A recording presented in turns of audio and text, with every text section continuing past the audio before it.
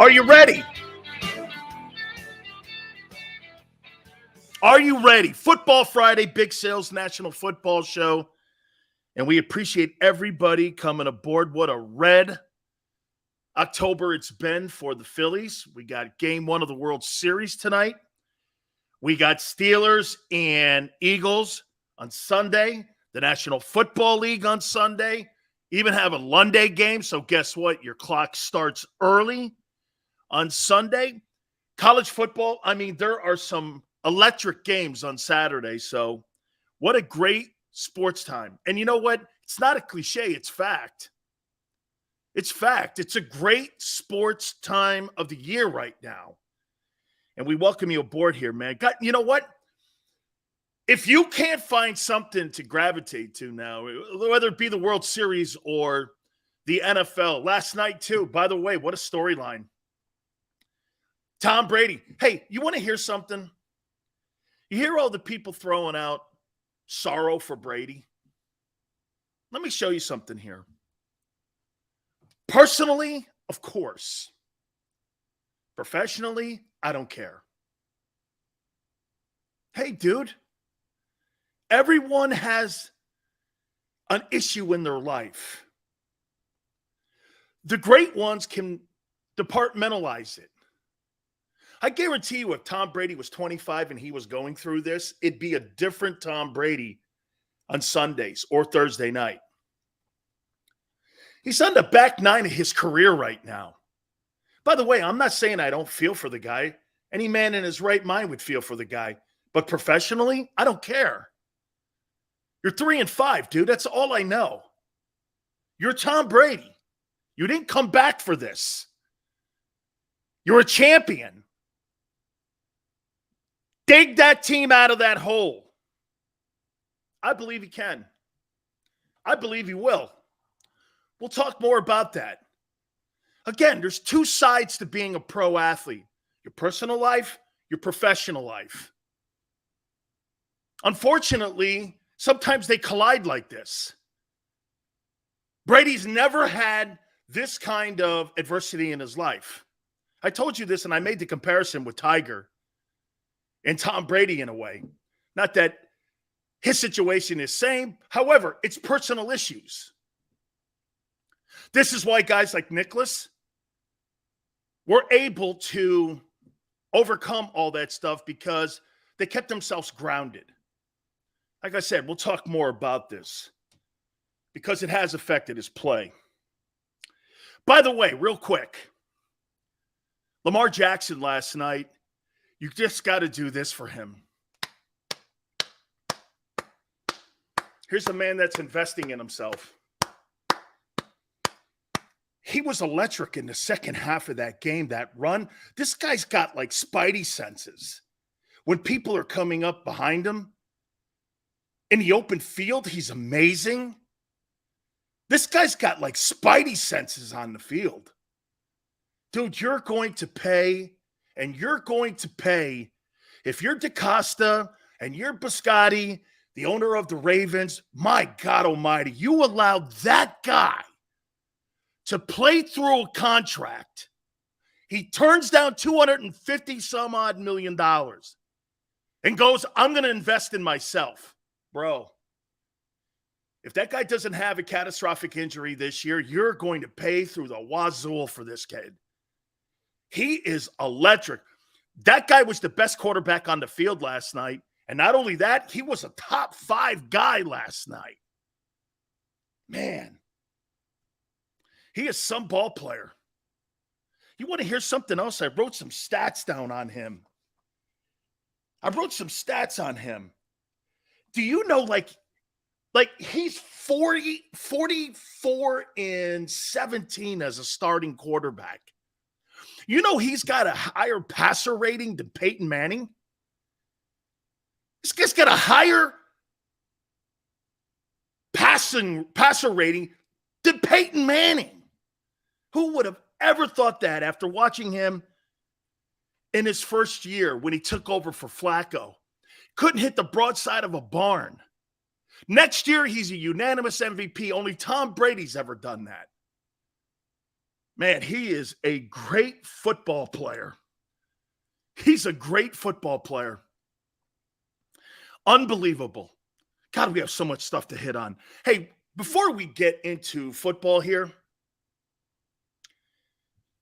okay, don't call Bryce Harper Mr. October yet. Let me give you some stats on Mr. October. In 27 World Series games, Reggie Jackson hit 357 with 10 home runs and 24 RBIs. 755 slugging percentage. That's not postseason numbers. Those are World Series numbers. And he has 5 World Series titles. 3 in Oakland, 2 in New York. Everywhere Jackson went, they won. Reggie was Mr. and is Mr. October. No one, you could name that World Series trophy after Reggie, and I'd have no problem with it. I mean, this guy is in the conversation with Babe Ruth and Gehrig. Harper has to win it. Reggie said that. He goes, hey, you want that title? You want that distinction? You got to win it. You can't just perform well. Bonds was spectacular in the World Series against the Angels. He didn't win it. He hit something like 419 in that series. Didn't win it. Bonds was awesome in that Angel series. Got to win it. Harper's got to win it. Okay? Think about that. Jackson, 357 in 27 World Series games. 10 home runs, 24 RBI, 755 slugging percentage. Numerous times he hit over 400 with the A's and Yankees in the postseason. Reggie's ALDS numbers are insane. Unbelievable postseason ball player. And remember, they didn't play multiple games back then. That's right, baby. Reggie, right there, Philadelphia's finest. That's right. Reggie is a Philadelphia dude. Went to Arizona State. What a great baseball player. That's Mr. October. Bryce is there, man. He's got a chance to get that distinction. Starts tonight, game 1 of the World Series. Guys, I want to give you a scouting report. Transition over to football now. I want to give you a scouting report by Butch Davis. And I asked Butch about Robert Quinn, who looks like he's going to play this weekend against the Steelers. Butch recruited him at UNC. Loved the kid. He says he's one hell of a guy. Loved coaching him. Loved everything about Robert Quinn. I said, Butch, give me your assessment on Robert Quinn and who he is and what he is. And I posted this, by the way, on my Twitter page. This is Butch's response on who Robert Quinn is. One of the best athletes I've ever coached. Was a super heavyweight wrestler in high school. State and on the national level, was one of the great wrestlers in the United States. Wrestled at UNC. Freaky quickness. Speed off the edge. It gets around the corner like no one.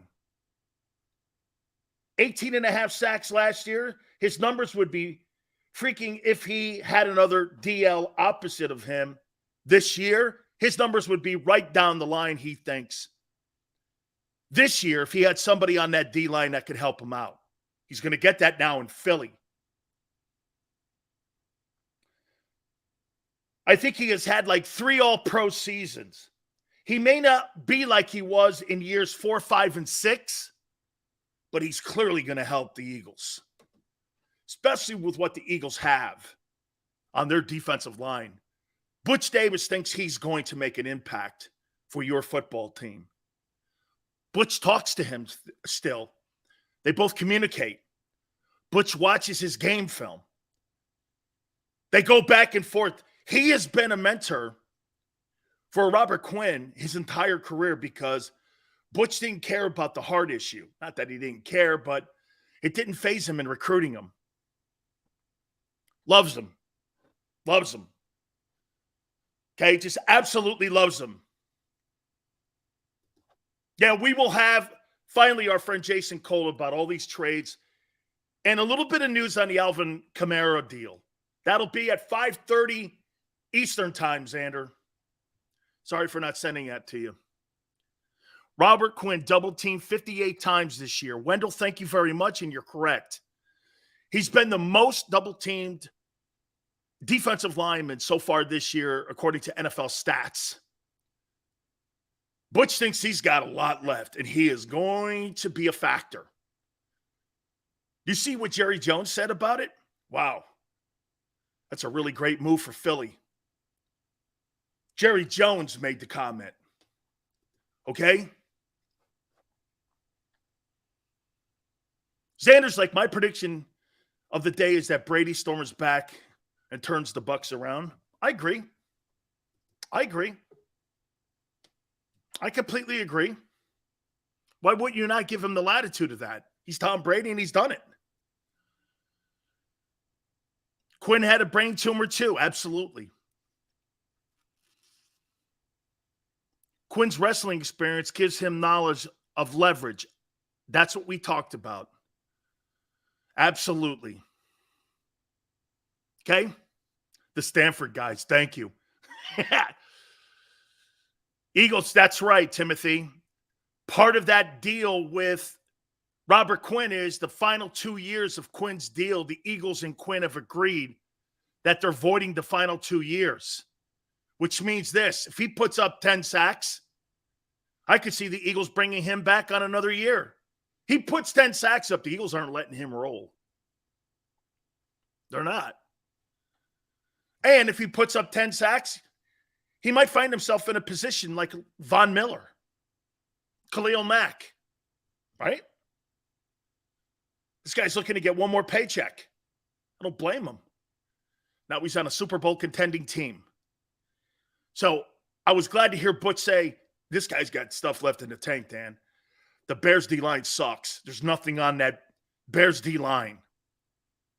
Okay, there's just nothing on that Bears D-line. He's going to go into Philadelphia and make a factor. If they use him correctly, he's going to be a factor for Philly. I think you're going to see a factor maybe even on Sunday because I don't really think much of the Steelers. We're going to get to this game here in a second. But I don't really think that Steeler O-line, they're going through transition right now. The Steelers O-line is not the Steelers O-line that we've seen over the last 3 decades. That's not who that team is right now. Okay, it's not. Sports, he is playing Sunday. From what I'm hearing. Bummer, no Kamara. Manster, remember what I said about Kamara? He's a wish list guy. I believe the target is the kid in Cleveland. However, the Rams are now in the conversation for Kareem Hunt. I'll get into the trade conversations here in a second, but I wanted to give you that update and what people are saying about Robert Quinn joining the Eagles. Let's go into that now and transition into that, the latest. Look, I've been saying the whole time, Alvin Kamara is a wish list dude.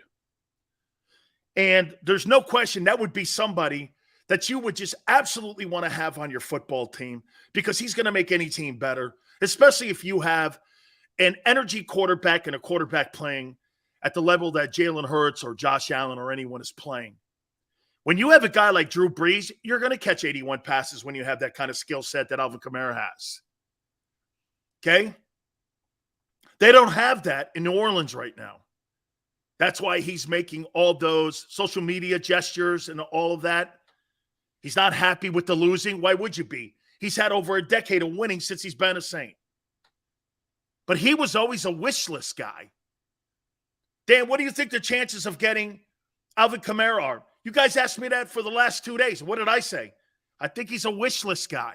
It's going to demand more capital and draft capital to get a guy like that out of New Orleans. Hard to do that when we're talking about November 1st versus the offseason. Make sense? I do think that Kareem Hunt is still a target. However, you've got to fight off the Bills and the Rams. Now, Cleveland helping the Bills, they'd rather trade the kid, in my opinion, out of the conference and get him in the NFC, get him out of the AFC. Why would you send him to Josh Allen, knowing full well you may have to butt heads with that team down the line once you get Deshaun Watson on a football field and playing? Most likely the next 3 years, not so much this year. But why would you want to run into Kareem Hunt sitting up there in Buffalo? Kareem Hunt is the missing piece in Buffalo that makes them complete too. Every football team has a piece that is the one piece. And the Eagles are thinking it's Robert Quinn. I think it could be a safety and also maybe another running back. But I think they can do without. But if you added a guy like Kareem Hunt to the backfield, your red zone goal line issues are over with. He's your guy. And I would say this to you. The reason that I don't think that the Rams are in the conversation, the Rams are talking about future third-round picks. They don't have a lot of draft capital to move around, nor do they have a lot of cap space to do anything with. You know, they talk, and I don't know how they continue to do this. Every single time when they need a player, they go find him and they make room. I don't know what credit card they're using, but they make things happen. Les Snead and Kevin Demoff, the executives with the Rams, along with Sean McVay, man, these guys have carte blanche from Stan Kroenke, the owner. You know, they have carte blanche to make moves like this. It's pretty remarkable. And again, in Philadelphia, the reason that you have more carte blanche to move around, as we've been saying the last couple days, is why? Well, it's clearly because of Jalen Hurts' contract. That gives him the affordability. So, are they done by November 1st? We're going to get to that here in a second, okay? Let's get to the topics here. Got a bunch of stuff to get to here, man. Seals, Brady's done. Really? You're going there? Haven't we been saying that for a decade now? Brady's done. Haven't we? So Quinn Forforth don't have to pay his salary, and when he becomes a free agent and signs with another team, the Birds get a compensation pick. That's correct. That's how that works. By the way, I see my internet is going a little bit in and out here. Please stay with us here. Hopefully that's going to turn around here in a second. So if not here, we'll take a break here in a second, but let's see if it comes back here in a second here. So before we begin the topics here, but yes. Okay. Yes. Brady was kind of stinking last night. Yeah, he was. That whole team sucks. They miss Bruce Arians. Okay? That's okay, sports. It's us, but it's trying to come back now. So thank you guys for hanging in there, and we appreciate you guys doing that too. We're going to get to the topics here in a second. Yeah, I mean, and the only guy really playing his ass off last night was Shaq Barrett. Seals, do you have Cox Cable? I do. Terrible. Terrible. Let's get to the topics now. Steelers, Sunday.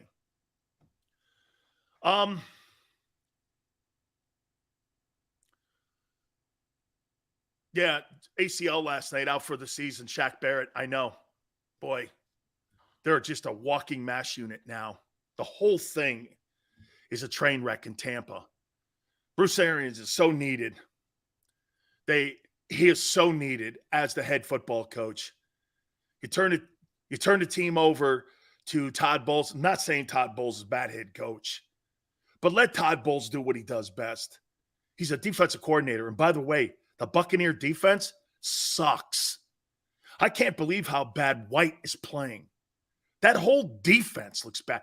Hey, there's no question that the Philadelphia Eagles could smash that team right now. There is no doubt about it.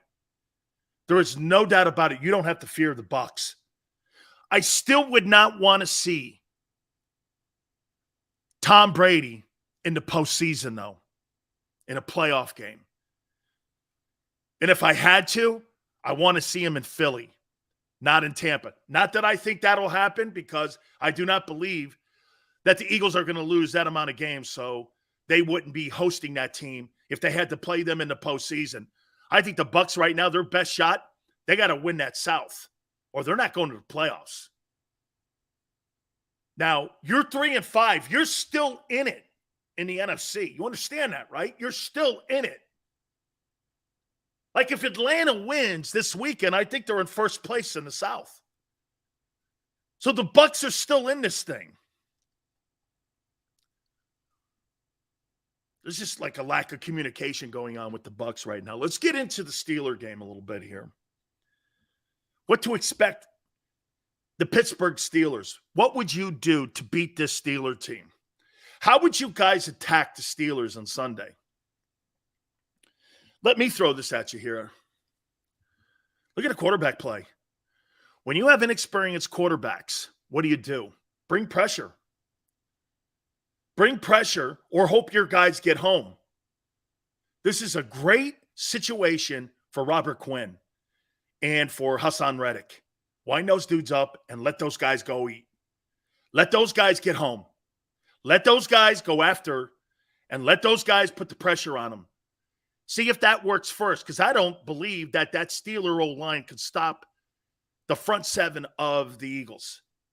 Even without pressure, Jonathan Gannon is not going to have to come up with cosmetic, or he's not going to have to come up with designer-type blitzes and stunts. You're not going to have to do anything exotic here against that Steeler O-line. All you're going to have to do is get good play. By the way, Fletcher Cox and Hardgrave, you've got to be effective on first down. Do not let up gaping plays that give the Steelers hope and keeping them in third and short. Keep those quarterbacks, Kenny Pickett, Trubisky, whomever. Doesn't really matter. They have nobody on that offense at the quarterback position that makes me go, hey, let me be concerned about this guy. Put the ball in his hands. Stop Najee Harris. Make sure Pickens doesn't get going along with Claypool. And you got this thing. Jonathan Gannon doesn't have to be spectacular in this game to beat the Steelers. He doesn't. He does not have to be spectacular. Let his guys go after him. Play it like you did. But I would say this to you. Coming out of the bye, look for the energy level. The Eagles have to have high energy in this game. Know this. Mike Tomlin's going to have that Steeler team ready to roll. He's a fabulous coach. It's not going to be because of lack of effort that Pittsburgh loses this game on Sunday. As a matter of fact, they're going to play 60 minutes of football in Pittsburgh. You better be prepared for that. You better be prepared, or you will get upset. And you would get upset by a team that has far lesser talent than you. I'll get to their defensive side of the ball, too, here in a second. I see TJ Watt was practicing today. I don't know if he's going to be on the field on Sunday, but he looks awful close. He looks awful close. Guy coming off of IR, you know what I would do? I'll get to that in a minute. Okay? Just get after the quarterback. Get after the quarterback like you did in Washington. You put pressure on the quarterback, stop the run, Pittsburgh can't beat you. They cannot beat you. As for the offense, dude, if TJ Watt's on that field and he's coming off IR, run at him. Just like you did Michael Parsons. The only way to neutralize a really good pass rusher is what? Run at him. And you got a guy coming off of the injury list. Test that out. See if he's healthy. Run at his ass. Run at him. Try to run him over. Try to beat him up. For whatever reason, they got Hayward in the middle. They're not very good on defense. You don't really have, and get this, you don't have to throw the ball 35 times in this game. Man, you could throw the ball 25 times in this game. Jalen getting out in the perimeter, controlling the clock, run them off the field. You could beat that team 27-10. 27-10 is what the score should be. 27-10. And then you know what you do? You coast it home. You don't have to do anything stupid. You don't have to. Well, what about the second? Who cares? Run them off the field. Get to the next game coming out of the bye. That team is inferior to you. Treat them like it. They really have no talent in Pittsburgh. Outside of TJ Watt, Najee Harris, Pickens looks good. Claypool's kind of good. I think he's overhyped a tad. I actually think the kid from Georgia is better. Watt, obviously, TJ Watt is absolutely a great ball player. And I think Hayward's a great ball player. But they can't stop the run. 31-10 Birds? Sure. Okay. Getting over 30 points? Sure. Okay. This is a game that you're the alpha dog in. This is a game, if you get into a pitch and catch type game, why? Why would you take the chance of 3 and outs to give the Steelers more opportunities to have series? Limit their series, man. Limit them to 10 series at most. And you win that game handily. Okay? You win the game handily. Handily. I think Pickens is a good football player. 35-13 Birds. I can't see Pittsburgh scoring 25 points or more. I just can't see it. Where are you getting your offense from? Najee Harris, man, is a man on an island. He's got no O-line and no quarterback play, and he's a good football player. He's not quite Derrick Henry, but I'll tell you what, man, he's a good football player, and I'd love to have him on my football team. But he's in no man's land right now. The holes are not there.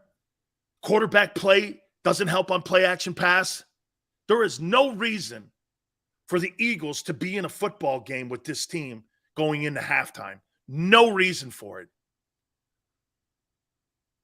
Okay? No reason for it. Got to go deep, expose those weak corners. Timothy, why not expose the weak D-line? It's what you do best. You run the ball.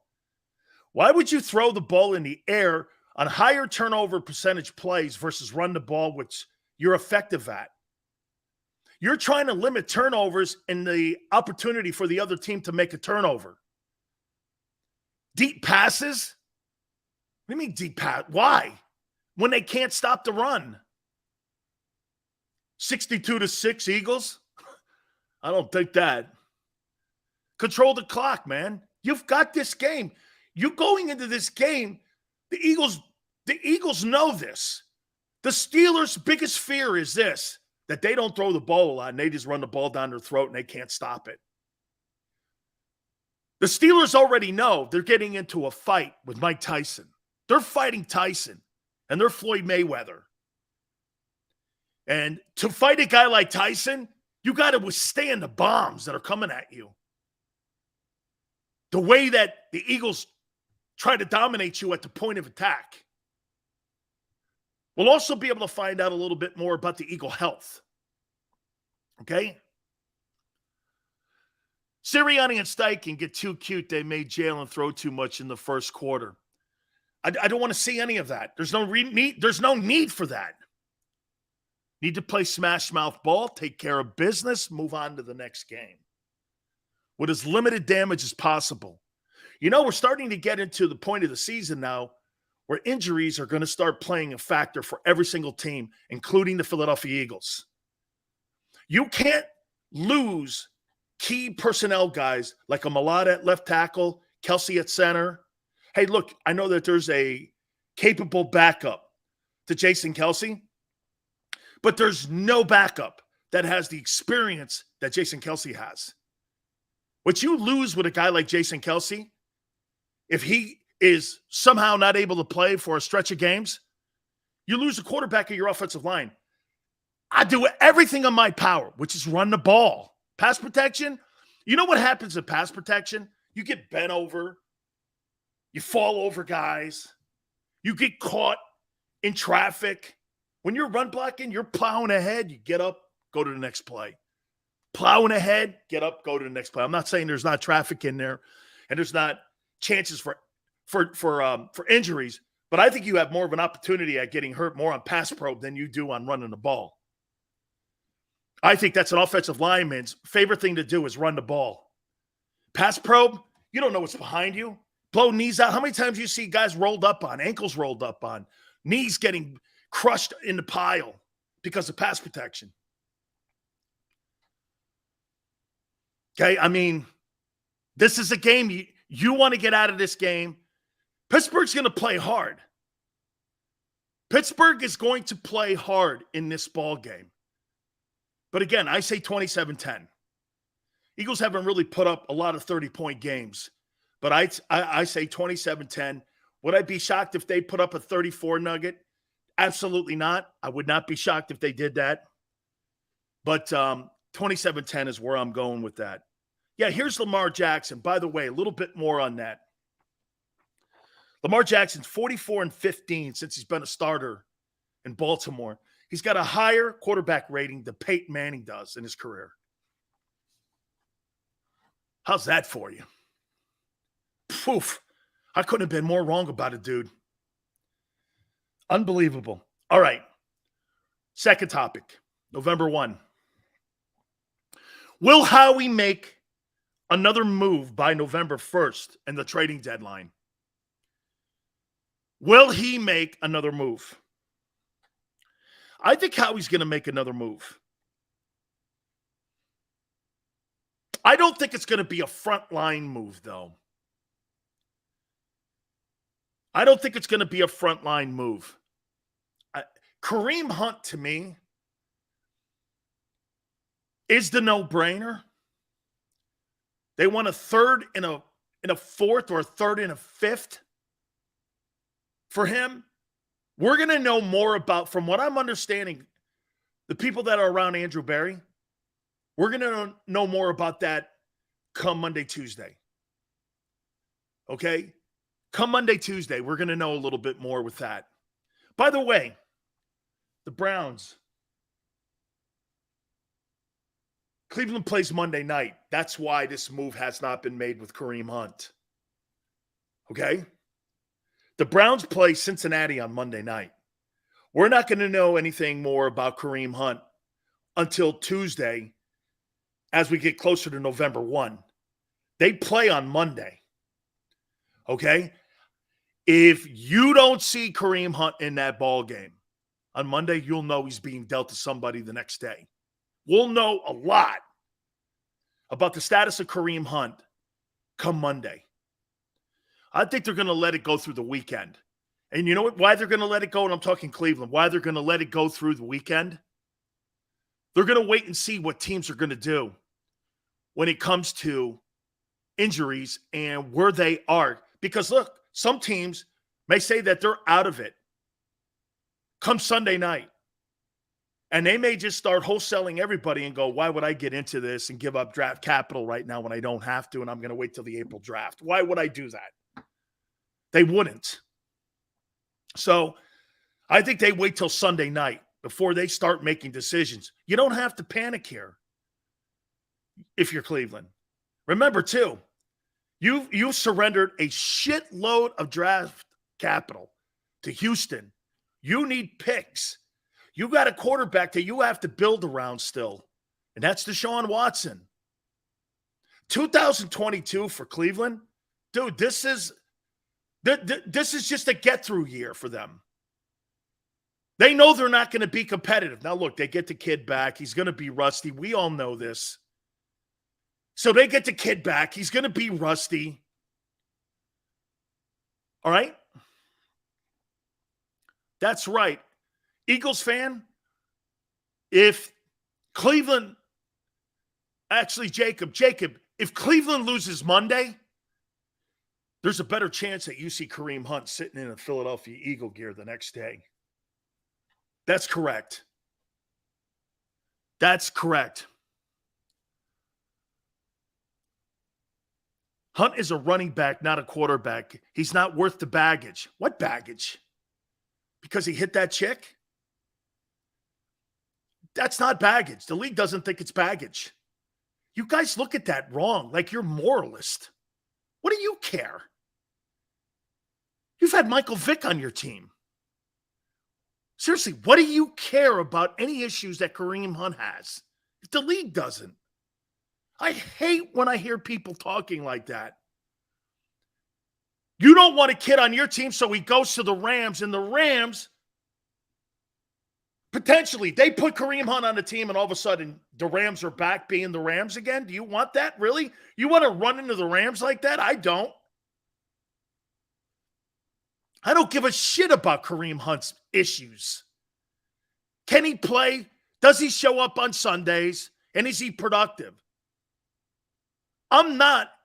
Seriously, I'm not a psychologist. I'm a football player. Act like it. Honestly, man. Now, again, if the league thinks that Kareem Hunt is a problem, ban him for life. You could have banned Deshaun Watson for life. You could have banned Leonard Little after he killed those two people drunk driving. Those guys were back in the league. What do you care? I've always said this about OJ. If OJ was let off the hook and he had just gained 2,003 yards and he murdered two people, OJ had been in a Bills uniform the next year. He would have. NFL would have went like this. Well, he's suspended, but we'll bring him back and he can play because he was exonerated in a court of law. I would have loved to have seen how the NFL would have handled that OJ case if he was an active player. I guarantee you he would have played. I guarantee it. What would you have stood on? He was found innocent. I'm not saying he is. I'm saying that they found him innocent in a court of law. OJ would have played. OJ would have played. The league puts these guys back in the league all the time. Sills, don't you care about character? That's not my concern. I don't own the team. I don't pay the guys. I don't sign the guys. I play who's ever in the locker room with me. That's all I can do. That's all the control I have. Now, you don't have to go to dinner with him. You don't have to be boys with him, but you got to play with him. How many people do you work with in your work that you hate, but you know you have to work with because your boss put him in there and hired him? Same thing. There's no difference. There's people you hate that you work with. Your boss hired them. You got to work with them. It's what it is. There's no difference from an NFL locker room. No difference. None.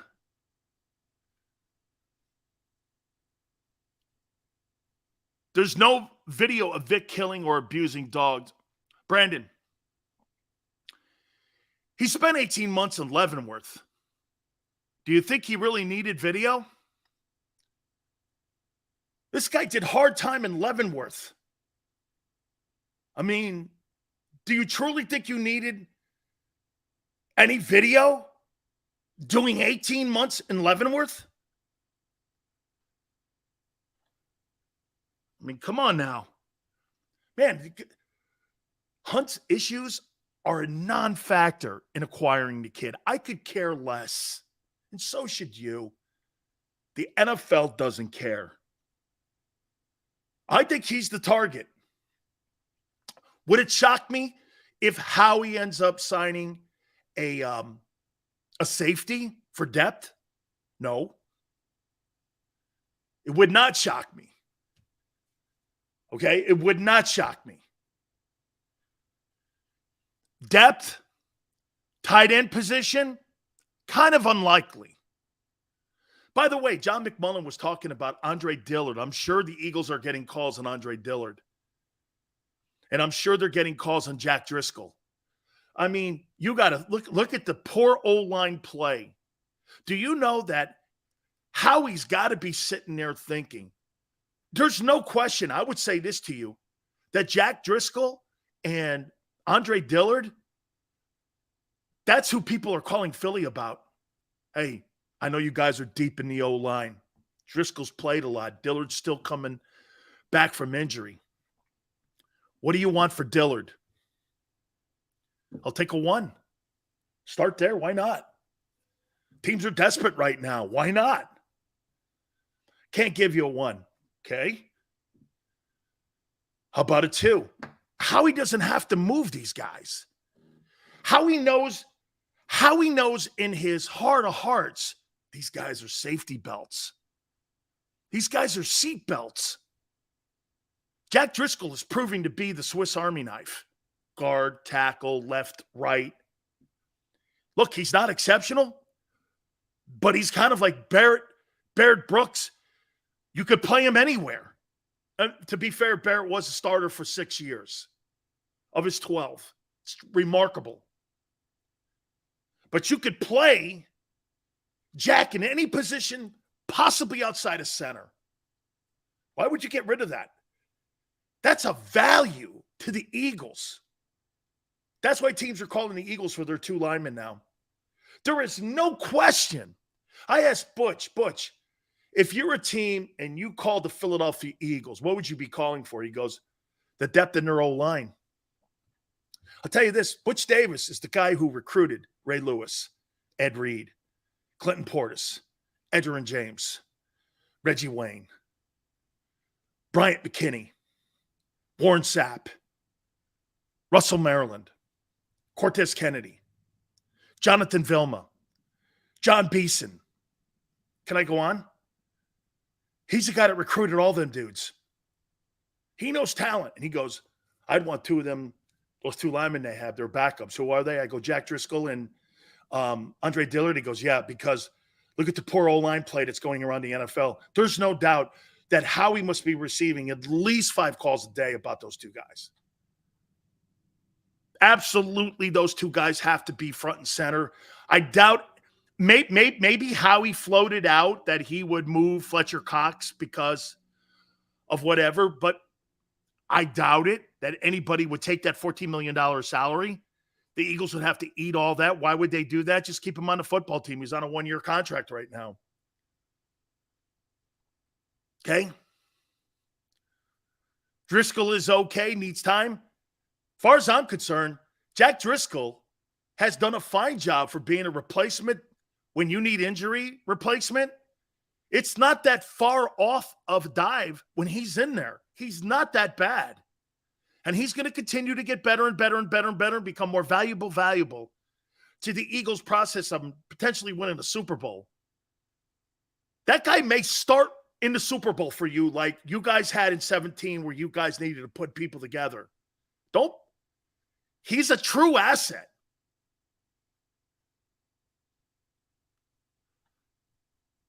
Thank you, Paul. Paul's usually very critical of Big Sills.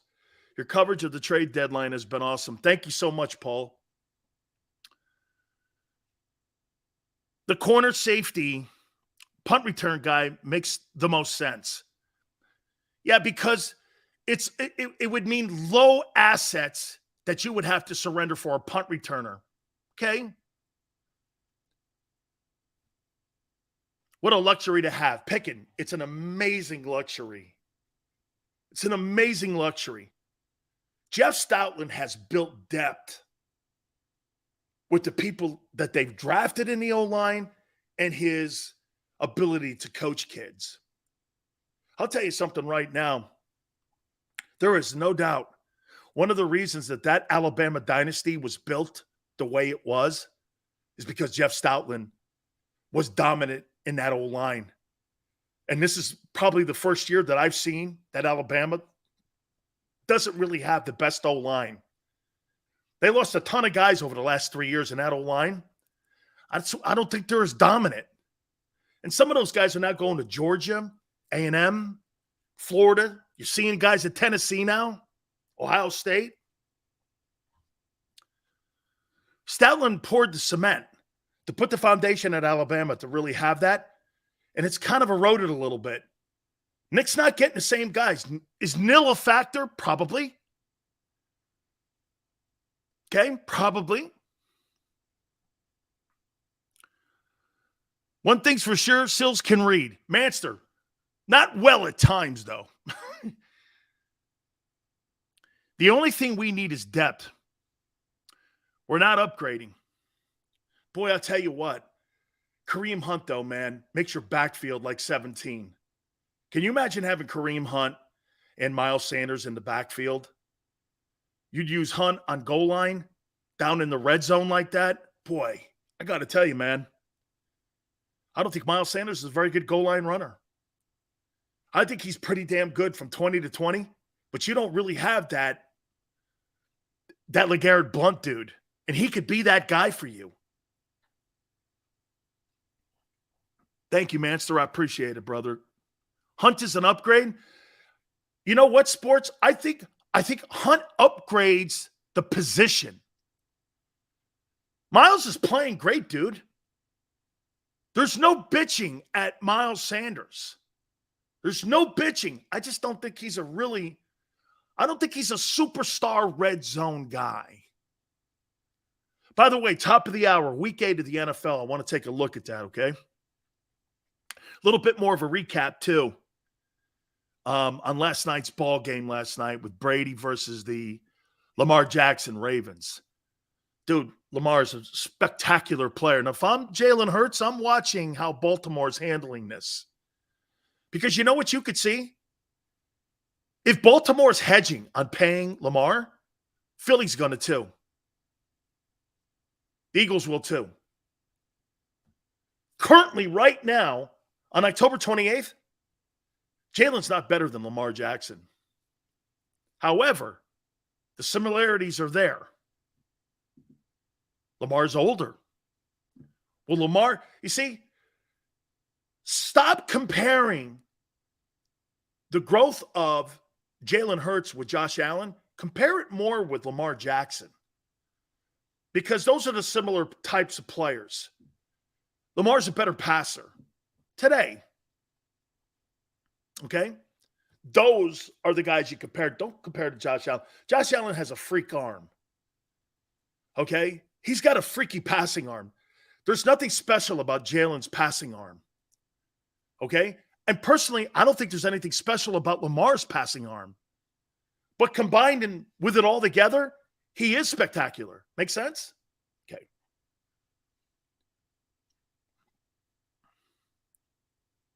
He's not better than Lamar Jackson, guy. Lamar Jackson, 47-14 as a starting quarterback in the NFL. You're high. Unanimous MVP. Led the NFL in passing touchdowns. Jalen will never lead the NFL in passing touchdowns. Ever. Ever will he lead the NFL in passing touchdowns. It's not his game. It's not a rip. It's not a rip. It's not how he plays. And like I said a couple days ago, for the record on Jalen, look at the rest of the NFC quarterbacks.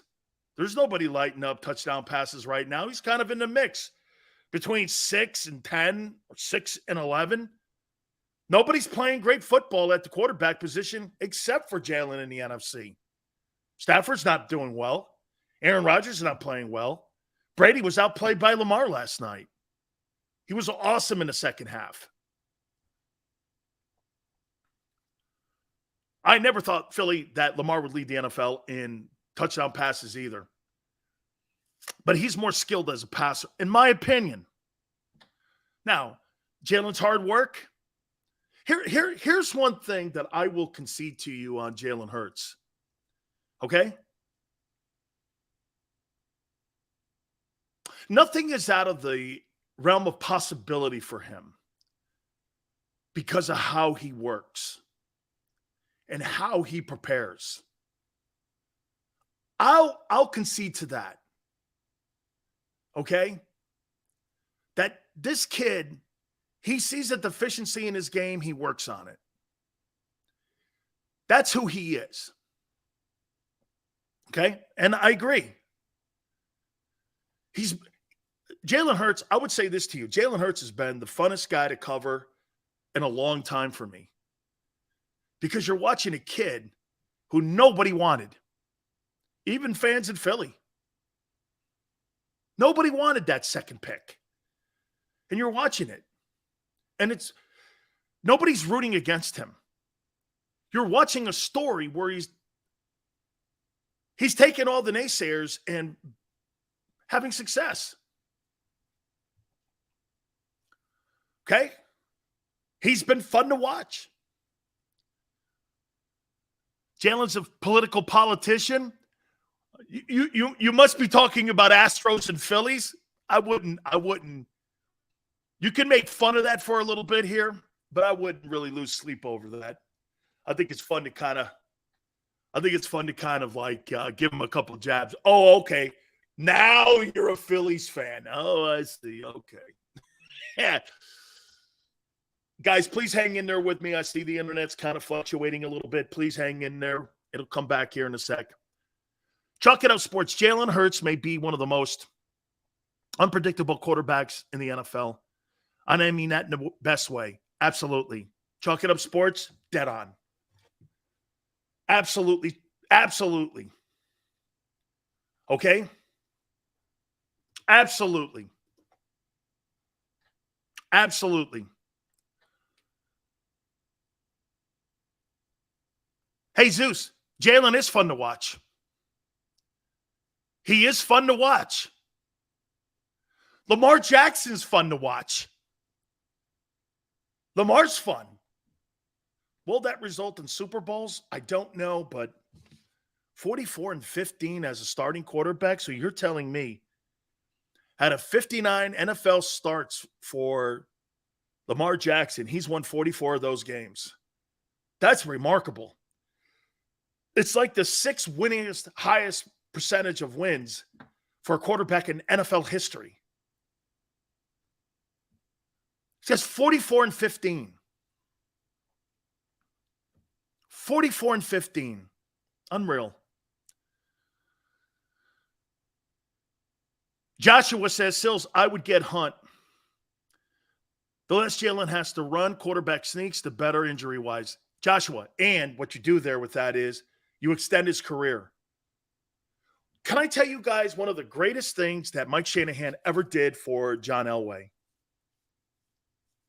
Think about this, and this is the difference between Elway and Marino. As John Elway got older in his career, what became the most important thing that Mike Shanahan and the Broncos did for him?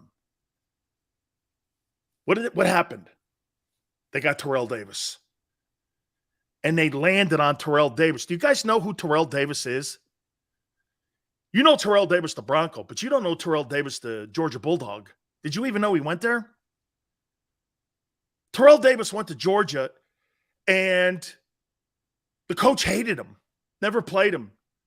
He was in and out of the lineup. Wasn't really anything really special at Georgia at all. I think he was even a late draft choice. The coach hated him. Herschel Walker has told me he's apologized to Terrell Davis for the way that they handled him at Georgia. It's just terrible. And all of a sudden, he gets, do you know what? They were going to cut him. His fight, get this, he wasn't even going to get on the airplane. They were playing in Japan or something. I think against the 49ers, the Broncos. And Mike Shanahan goes, don't leave. He goes, man, it's not happening. I'm not going to. He goes out there and makes a whole bunch of plays, special teams. They keep him. 3 years later, he's a 2,000-yard rusher. Saved John Elway's career, or extended John Elway's career even more. Changed the whole dynamic of Alex Gibb was brought in on the zone blocking offensive line. Those guys were never like 300-pound guys. They were 280 guys. It was zone blocking was created, and off to the races they went. Elway didn't have to carry the mail any longer running because Elway was a dual-threat guy too. He could run, he could throw. And once they got Terrell Davis in the building, changed the whole dynamic for John Elway, and that's why he won those 2 Super Bowls at the back end of his career. And if they would have done that under Dan Reeves earlier, John may have won more Super Bowls. Okay? Elway got 2 rings. Big part was Terrell. Absolutely, man. They changed the whole complexion of that offense because of that. Okay? Terrell Davis is not why they have 2 Super Bowls. The system made every running back look good. That's your opinion. Terrell Davis is in the Pro Football Hall of Fame.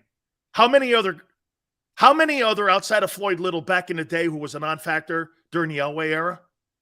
How many other running backs with that system went to the Hall of Fame? And by the way, Terrell Davis is a modern-day Gale Sayers because he didn't play that long. So your notion is wrong. One Hall of Fame back. There's no other Hall of Fame back. He's going to the Pro Football Hall, or he's in. What other Hall of Fame back did they have? Well, they had a bunch of good. They have, but they haven't had Terrell Davis's. I don't remember 2,000-yard running backs. Mike Anderson and Orlando Gary. Dudes. Terrell Davis is a Hall of Famer. You're mentioning dudes. And by the way, those guys didn't win Super Bowls. Terrell Davis did. You're missing the point. Well, they were successful running the ball. I'm talking about winning the Super Bowl. Floyd Little played back in the day. He was not a part. He's the other Hall of Fame running back in Denver's history. They've had two. Floyd Little and Terrell Davis. Those were your Hall of Fame running backs in Bronco history. I can't think if there's anybody else that's ever played there that was really anywhere in those two guys. Floyd Little is a former Connecticut guy, too. It's why I know him. He's from Hill House, Connecticut, and he went to Syracuse. And I believe, if I'm not mistaken, I think Floyd Little was after Ernie Davis, if I'm not mistaken. And I think he was the second guy or the third guy to wear 44. That was Jim Brown's number. And he won an MVP as a running back. Hey, you know what, too? Chalk It Up Sports. Terrell Davis, is he the last guy to win the most valuable player award? Or I think it was Adrian Peterson that won the MVP. Yeah, Terrell Davis is not a system running back. Terrell Davis was part of the development of that system. I'm delusional, right? Orlando Gary, Terrell Davis. Sounds right. That's like saying Cooper Rush and Roger Staubach. They played in Dallas. They're part of the same system. Yeah, okay, dude. We'll agree to disagree. How's that? That always pisses people off more because it ends the conversation. Hey, Steven, real quick on that. I'm getting recruited by Syracuse, right? I've told some of you this. I'm getting recruited by Syracuse. Norm Gerber, who was recruiting for Dick McPherson back in the day, who was the head coach of Syracuse. And I played like linebacker, defensive end. And I was a center, believe it or not. I was a center. You always put your best athletes or your strongest guys or what have you at center. And I played center, and I was like an outside linebacker, defensive end, and I freaking killed dudes. And so Norm Gerber comes down and goes, they had a guy, Tim Green, too, up there at one time. And Tim and I were getting recruited. And I know Tim. Tim's from New York. And so Norm Gerber used to sit in my driveway. Dan, you got to take a visit to Syracuse. I did. So I went up. I took a recruiting trip to Syracuse. And Norm Gerber goes, Dan, we're going to give you the legendary number 44. You're going to give me Jim Brown's number. Yes. We're going to give you Jim Brown's number. I said, Norm, how many dudes have you offered that to? About 28. I went, hey, I'm going to take the recruiting trip now because you're being honest. I wasn't going to go. I was like, I don't know, man. That's not kind of Syracuse inside the care. I don't want to play like that. They were decent, but they weren't great. But it was close to home. And I was like this. I go, no. I go, how many guys have you offered number 44 to? And he goes, 28. And I go, okay, well, I'm going to take the trip. But since you're being honest, I'm going to do it, okay? Oh, my God, thank you so much. Coach McPherson I go, okay, I'll be there. Okay. It was my last trip too. I scheduled. I said, all right, shit. I went to Ohio State and Maryland, Miami. I went to a bunch of places. Pitt, I went to. So I had a BC. I had to go up there. I go, okay, man, I'm going to do it, man. Oh, man. Hassan Reddick. Woo! Can't wait to see that dude playing with Robert Quinn. Robert Quinn's going to make him a better ball player. Maybe he'll get off the bus more now. Quinn's going to make him get off the bus. Okay? Quinn's going to make him get off the bus. You know, this guy just sometimes, he gets a Happy Meal. He doesn't get off the bus. He forgets, Hassan Reddick. Okay? Hassan. I'll hit on that. Impact of Robert Quinn this weekend. What will it be? Also, week 8 of the NFL. Hit the like button. Keep it here on the National Football Show. Go to get your game on. Go for the beers. Go for the cheers. Go for the hit and the hits. Go for the stakes and the stakes. Go to get your parlay on. Go to get your party on. Go for the scene. Go for the screens. Go for the gallery. Go for the win. Go to Ocean. Visit theoceanac.com to plan your visit.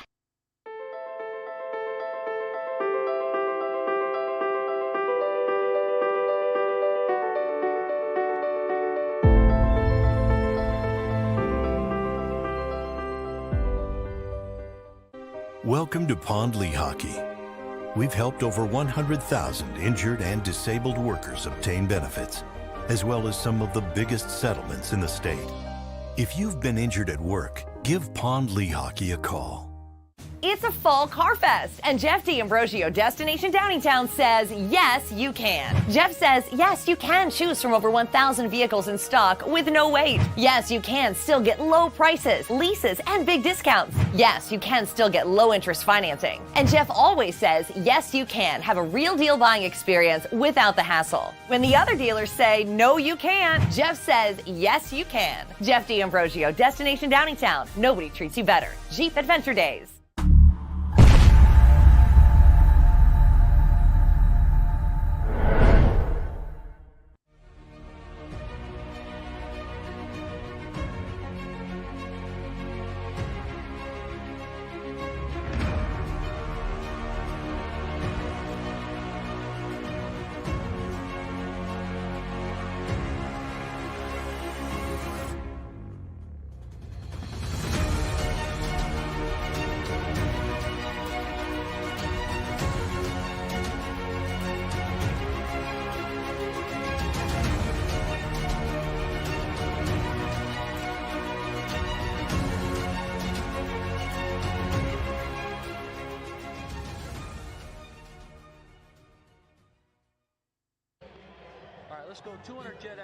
Over the last 17 years, we've built a reputation of growing award-winning teams across the country. Staffing is not easy, but that's what we do every day, all day. The key to our success is storytelling, asking the right questions to find the right people. Hi, I'm Gary Kane, president of Kane Partners. We want to be your staffing partner.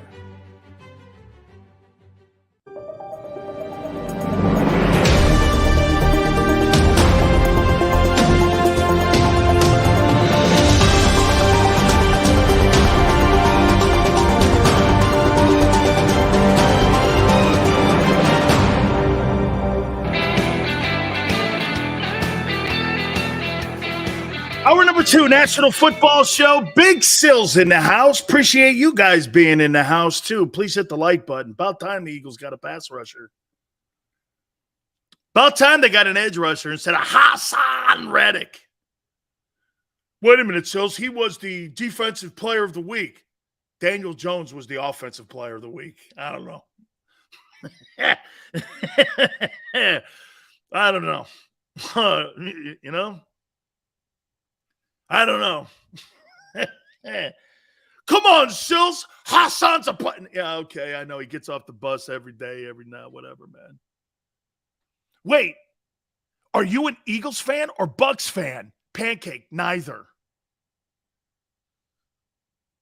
I don't root for teams, Pancake. I love fan bases. Eagles, Bills, Steelers. I like those fan bases. Chicago.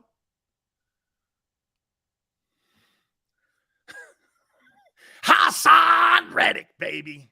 Yeah. Get off the bus. Watch this guy have 3 sacks against a shitty Pittsburgh D-line, and everyone go, see, Sills, he's back. I'm like, I know. This guy dominated the Washington Commanders and the Steelers. Congratulations. For nobody. Sills likes the Cowboys. No, I played for the Cowboys. Sills is a foosball fan. I do like Waterboy. One of the greatest movies of all time. Should have won an Academy Award, in my opinion, too. Thank you. I myself am a football at-large fan. That's me too, Colin. You know, I do love what the Eagles are doing, though. Won't lie. Sills, give me a Matt Nagy. Can't wait to see. Is that guy back in the league? I am a fan of you guys, Joshua. Good and bad. Even Mr. All-Around Auto Parts. You're a hater. Is he back with Andy? Is he? Is Matt Nagy back with Andy in Kansas City? I didn't know that. Okay, thank you, Brandon. Okay, so he's back with Reed and dude, he's a pretty good coordinator. Okay? Matt Nagy. I know, man. He's all right, you know. Hey, all I'm saying is, dude, Hassan, get off the bus this weekend. It's Pittsburgh. Stat game. Show me what you're made of. Robert Quinn is going to do it. That's for damn sure. Robert Quinn, dude. Can he jumpstart Josh Sweat? Is it Josh Sweat or Keith Sweat? I'm thinking it's Josh. Dude, your face is almost ready to go on to the Dan Sileo milk carton. That's a place you don't want to be. Because that's missing persons. Okay? That's the NFL Big Sills milk carton. We should probably do a segment of that each week. Players that are on, dude, don't ever get to the Big Sills milk carton for missing persons. Because that's not a good place to be, man. Okay? Keith Sweat, man. Dude, you're this close to getting on the Big Sills milk carton. Have you seen this guy? Please call 1-800-JAKIB Sports and notify Big Sills if you've seen Keith Sweat or Josh Sweat, whatever the hell he is. Okay? I think we're going to have a segment every week. Eagle players and NFL players that are on the Big Sills milk carton, missing persons. I hate to do it to you, man, but we may have to do this. Hey, what do you think? A Big Sills missing? Hey, chalk it up sports. We'll do a missing persons like a Keith Sweat's just about right. He's on that list now. Keith Sweat. Sills, Keith Sweat's the singer. Oh, yeah, right. I forgot. We got Josh Sweat. Is that his name? Dude, when I start forgetting your name, that's not a good thing.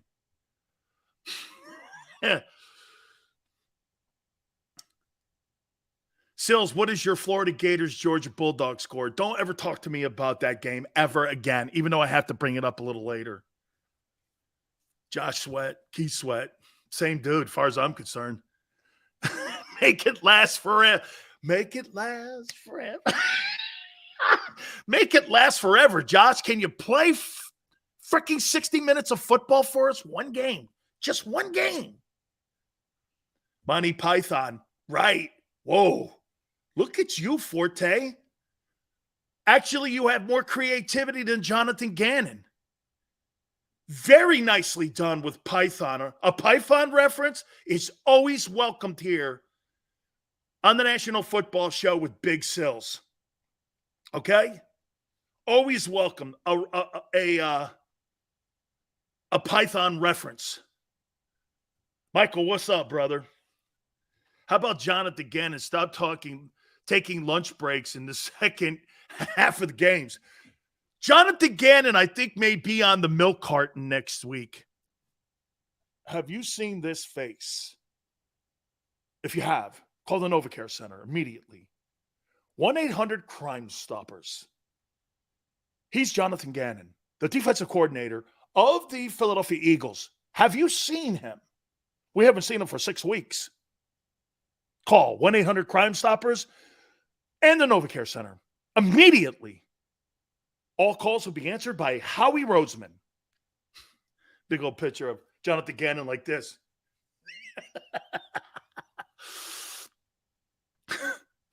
Keith Sweat. He's next. That guy has a shitty game against that shitty O-line. Keith Sweat's going to be on the milk carton. Or Josh. World Series, baby. Mr. October. Hang in there. Win the game, then I'll start throwing that around. Bryce Harper doesn't get Mr. October. Mr. October's got 5 World Series titles, 357 batting average, 27 World Series games, 24 RBIs, and 10 home runs. Not in postseason, but in the World Series. Reginald Martinez Buck Jackson from Philadelphia, Pennsylvania is Mr. October. You could name that freaking award after him. Bryce, stand in line.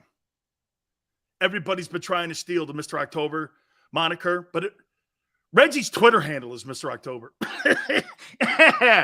Hey, you know how Wayne Gretzky has the great one? Reggie has Mr. October. Woo! So Reggie is 755 slugging, 1,100 on base percentage, and 27 World Series games. I think that guy's Mr. October. Yeah. Xander asked me, what's Robert Quinn going to have an impact on with Keith Sweat?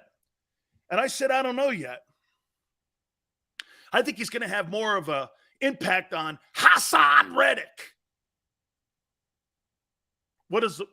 Chalk It Up Sports says, what does the World Series do for Bryce Harper's legacy? World Series win and an MVP in Philly. One of the greatest Philadelphia Phillies that ever played a game. I think the Phillies did this, right? Correct me if I'm wrong. They lost to the Yankees in 50. They won the title in 80. They lost it in 93. They won it in 08. I think that's how it went. I think in Phillies history, not counting the Athletics, if I'm not mistaken, I think team in Philadelphia has won the World Series twice, if I'm not mistaken. Whew. Reggie was spectacular. Uh-oh. Here it is. Jonathan Gannon, there's the milk carton. Have you seen this man? This is the new segment we're doing. See the milk carton segment? If you're a missing person, Jonathan Gannon stands about 6'1", 114 pounds. I'm guessing. Wears a size 5 foot. Guessing. But I don't know. Looks to me like he's a size 6. Men usually don't have a size 6 foot, but hey. Have you seen this man? 6'1", 125, a size 6 foot. Very small hands, like Trump. How you doing? He's very uncreative. And on top of that, he's been questioned on his whereabouts in games, especially in the second half of games. All of a sudden, he shows up and he's at parties, and in the second half of games, Jonathan Gannon's nowhere to be seen. And then the milk carton has to come out. Look at the. So, if you've seen Jonathan Gannon, 6'1", 125, size 6 foot, zero creativity in the second half, call the NovaCare Center. 1-800-HELP-ME. 1-800-HELP-ME. Help me, help me. Gannon needs to take angry pills. No, Sydney, Jonathan Gannon probably has to be tied to a chair, put in a dark room and whipped for a while. Maybe that'll make him tough. I don't know. I mean, you know what I mean? Make him a little bit mad or something. I don't know. Take his Cheerios away. Oh, wait, that's Rob. 1-800, help me, help me. Oh, man. Dude, that guy's face on a milk carton is classic. Oh, dude. A high chair? Yeah, because his little feet dangle. He's a little guy, too, isn't he? Size 6 foot. Jonathan Gannon. Oh, man. Zero creativity in the second half. I don't know what he has impact on with Josh Sweat or something, but we'll see, man. Or Keith Sweat. Is it Keith? No, it's Josh. Okay, yeah. Bro, you've so let me down. I thought you were going to be a 3-down D lineman. You know? Wade Boggs sucks. Yeah. So his feet dangle. Yeah, when they have the coaches' meetings, Jonathan Gannon sits in a high chair and his little feet dangle. What do you think we should do with Josh Sweat? Or Keith Sweat? What we should do? He's probably got a little squeaky voice, too. That's right, 83 to the Orioles. That's right. If I'm not mistaken, in that 83 series, Greg, am I right when I say this? Were the Phillies up in that series, or was that the Pirates series? No, the Pirates were down to the Orioles. The Pirates were down to the Orioles, and they came back. Yep. Gannon is like Big Sills. No creativity in the second half. Same shtick. Shtick? I have a shtick? Oh, well, my wife would say that. I don't. Good night. Monday through Friday, 3 to 6, try to veal. If Gannon can be a DC, anyone can be a DC. I think Shane Steichen's actually done a spectacular job. He's 15-4 since he's become the play caller. Okay? I think he's done a fabulous job. Okay? At least Keith Sweat has a radio show to fall back. Yeah, Jonathan Gannon has a milk carton to fall back on. Yeah, let me get to the Week 8 ball games with predictions. Okay? That game last night, how many people think the Buccaneers are going to bounce back? Xander, I think you think he's bouncing back, right? You think Brady's bouncing. By the way, this affects the Eagles. Do you think that the Buccaneers bounce back with Brady? Do they bounce back? They're 3-5 right now. They're not out of it. Brady will be in the playoffs, according to Xander. Do you think the Buccaneers get back to the playoffs? Greg says no. Just this is Gannon in the high chair. Too many injuries to overcome. I agree. I think the Bucs are cooked. Too many injuries. Yeah, Shaq Barrett getting hurt. He's out for the year. Dude, the only people that showed up in that game last night for the Bucs defensively were Vita Vea and Shaq Barrett. They're broken. Too many injuries. Man, dude. Hey, Xander, I can't believe I'm going to do this. I think the Bucs are cooked too. I think the Bucs are cooked, man. Look, their entire O-line's almost out. Doesn't it look, just by the body language, that they've quit? It's just the body, even Brady's, last night, Brady not throwing tablets or getting upset too. He knew the next day it was going to be public that he was going to have his divorce official. Boy, it looked like a broken man last night. Brady looked like a broken man last night. Then they both put out their statements, Giselle and him today. Man, he's a broken dude. My personal side feels for him. My professional side is, hey, man, what the hell do you want from us? Eagles shouldn't feel sorry for him. Look, the players respect Brady. There's not a person on the planet who doesn't respect Brady for his resume. But again, at the end of the day, this is about going to work every day. Everyone goes to work with issues. Unfortunately, Brady's issues are public, and it's so uncool. But that's why you make the big bucks, dude. That's why you're Tom Brady. Right? Jesse says, Sills bet now that Brady is single. He won't retire. Yeah, because it's his true love. Okay? It's his true love. Dude, when you're a football player and you get to that level, the amount of sacrifice that the 23 years of football that he's played professionally, collegiately, high school, the hours of preparing, that's your true love. You put more time into football than your family. You put more time into that thing than anything you've ever done in your life. Just to divorce it, you got to understand something about leaving football. It's the longest relationship any man has ever been in. He's known Giselle for 13, 14 years. Brady's been playing football for almost 40 years.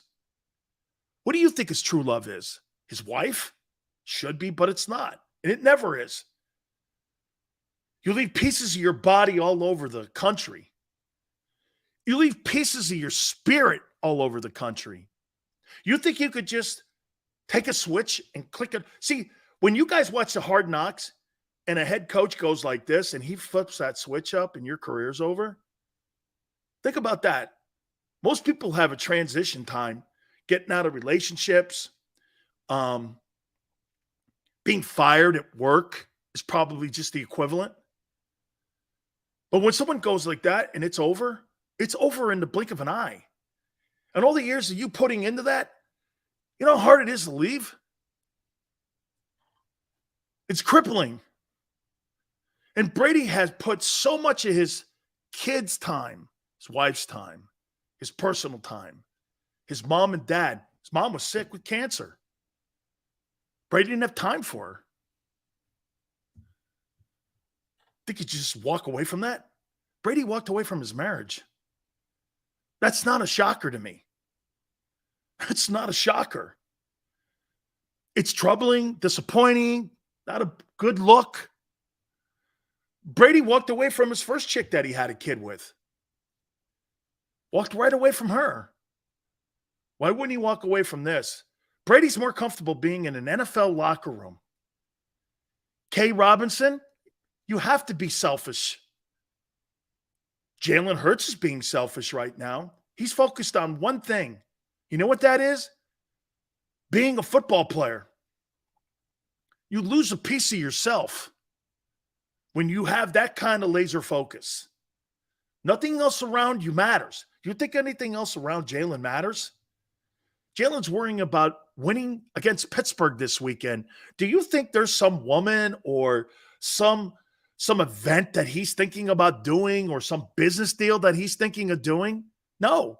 He's thinking about Mike Tomlin, and he's thinking about Brian Flores, and he's thinking about all those defensive coaches like Carl Dunbar over there in Pittsburgh that are putting a game plan together to try to wreck a dream of his that he has. Jalen Hurts knows this. This game against Pittsburgh this week is another step. It's another step in the bag of money. And all the dreams that he's ever had. Can you imagine? Let me put this to you guys in a better way here. What Jalen Hurts is doing will erase Alabama. It'll erase Alabama. Has to be the most difficult thing that's ever happened to Jalen Hurts' life so far. Being called into Nick Saban's office. We're going with Tua. This guy was the SEC Player of the Year. Got his team to a national championship game. And to have your head coach sit you down and go, to be pulled out publicly in front of the world, that had to be one of the most embarrassing things in his life. Had to be. Had to be. Alabama people don't remember Jalen Hurts as pulled in the big game. We remember him as a 26-2 record and only freshman starter ever under Saban. Unfortunately, when you're a player like Hurts and Brady, you remember the losses and the heartache more than you do the successes. Because those are the things that drive you. 26-2 at Alabama for Jalen Hurts doesn't drive him. Being pulled drives him. All the successes that he's had at Oklahoma and Alabama, that's not what's driving this kid. Okay? What's driving him is being publicly embarrassed and yanked out of a game for another freshman. Trust me. You think this guy's thinking about anything? And when you're that guy like that, you're driven. You're driven. That's why he shows up with suitcases now or briefcases. What do you think's in the briefcases? Tablets, game plans, tendencies, motivational things to remind him of why he had to throw wood on the fire. Do me a favor one day. Go back and watch Michael Jordan's acceptance speech into the Hall of Fame. Jordan didn't talk about his successes. He talked about what drove him. Michael Jordan not making the basketball team in high school. Them keeping someone else. He said that drove me like no one's business. When he got to North Carolina, there were other guys who were recruited ahead of him. I was like, well, this guy ain't better than me. Jordan looked for all those things to throw wood on the fire, fuel on the fire, to keep him going and motivate him. That's why when you watch Jordan and that Last Dance thing, half that shit that drove Jordan, he made up in his own mind. Oh, really? Gary Payton thinks he can guard. Gary Payton never said that. Oh, I see. Clyde Drexler thinks he's. Clyde never said that. Clyde never said that. But Jordan made all that shit up in his mind. Dude, and when you want to know something too between us? When you're a guy like that and you're that driven, you're an asshole. Because everything around you doesn't matter except what's in front of you. You've got these blinders on right now and you don't see anything else but the finish line. What about your personal relationships? I don't care. What about your family? I don't care. What about your health? I don't care.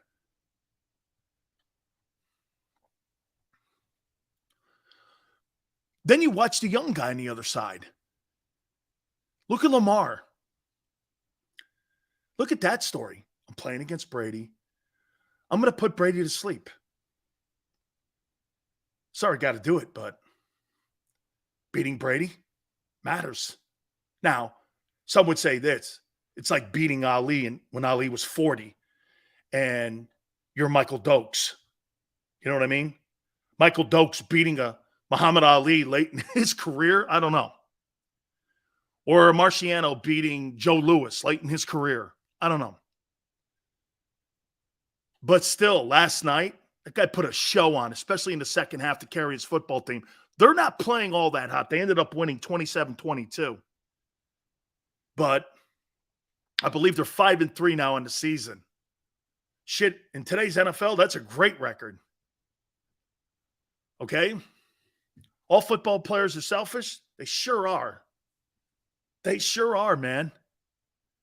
You're egotistical, you're maniacal, and how you do things in your life. Everything's about you. And all your family hears you doing is talking about you. I got to train today. I got to go here next week. I got to be here this. I got to do that next week. Hey, let's not forget too, we have an event. You're always talking about yourself. Shit, man. You know, one day I got to tell you this. I was talking to my daughter one day. This was years ago. And I was talking to my daughter and I lost my train of thought. My daughter goes like this. Well, Dad, I'm sure you'll come to you because you're talking about yourself. Stopped me in my tracks and went, Jesus. It's a horrible thing you get. when you're a football player and that's been your whole life. Jeremiah says, LeBron is great at both. Not really. He is 4-6 in finals. He's done the best he can to balance it. I agree. LeBron has balanced it better, but LeBron's not the winner that Jordan or Tiger or Ali were. He's not. LeBron has a tendency to look up, which, you know what, at the end, I don't know what's right or wrong. I'm not saying LeBron's wrong. I'm not. But the guys who don't look up and are laser focused and have their head down, Brady, how can Brady be happy? Brady's now, get this, look at where Tom Brady is right now. He's in the same conversation now with Tiger, Ali, Michael Jordan. All these guys have been divorced, kids out of wedlock,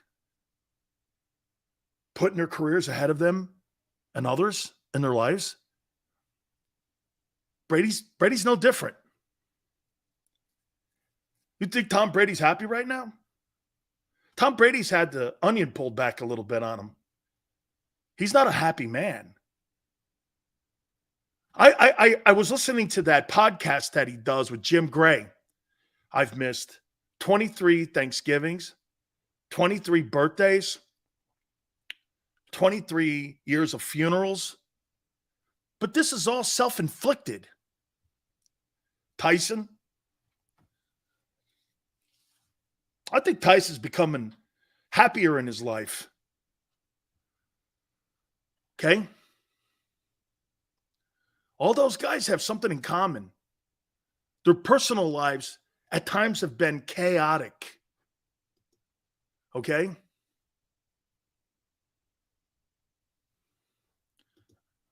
Okay. Xander, but that's part of what I'm saying. Xander's saying this, Brady isn't out to be happy. That's what people don't understand. Okay. Well, don't be shocked then when he has a divorce or people feel sorry for him because this was inevitable. Brady's relationship with Giselle was never going to last. I said it years ago and I got hammered for it by my bosses. I said, it'll never last. That, you know, they're all hugging and everybody's all excited at Patriot games. I'm like, bro, as he gets closer to the end of his career, that relationship won't last. Football will last longer than Giselle. It did. Boxing lasted longer in all of Ali's relationships. Tiger Woods' marriage, golf lasted longer. Michael Jordan, basketball lasted longer.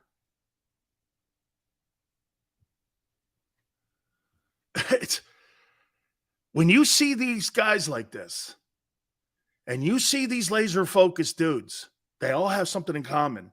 They sacrifice their personal lives.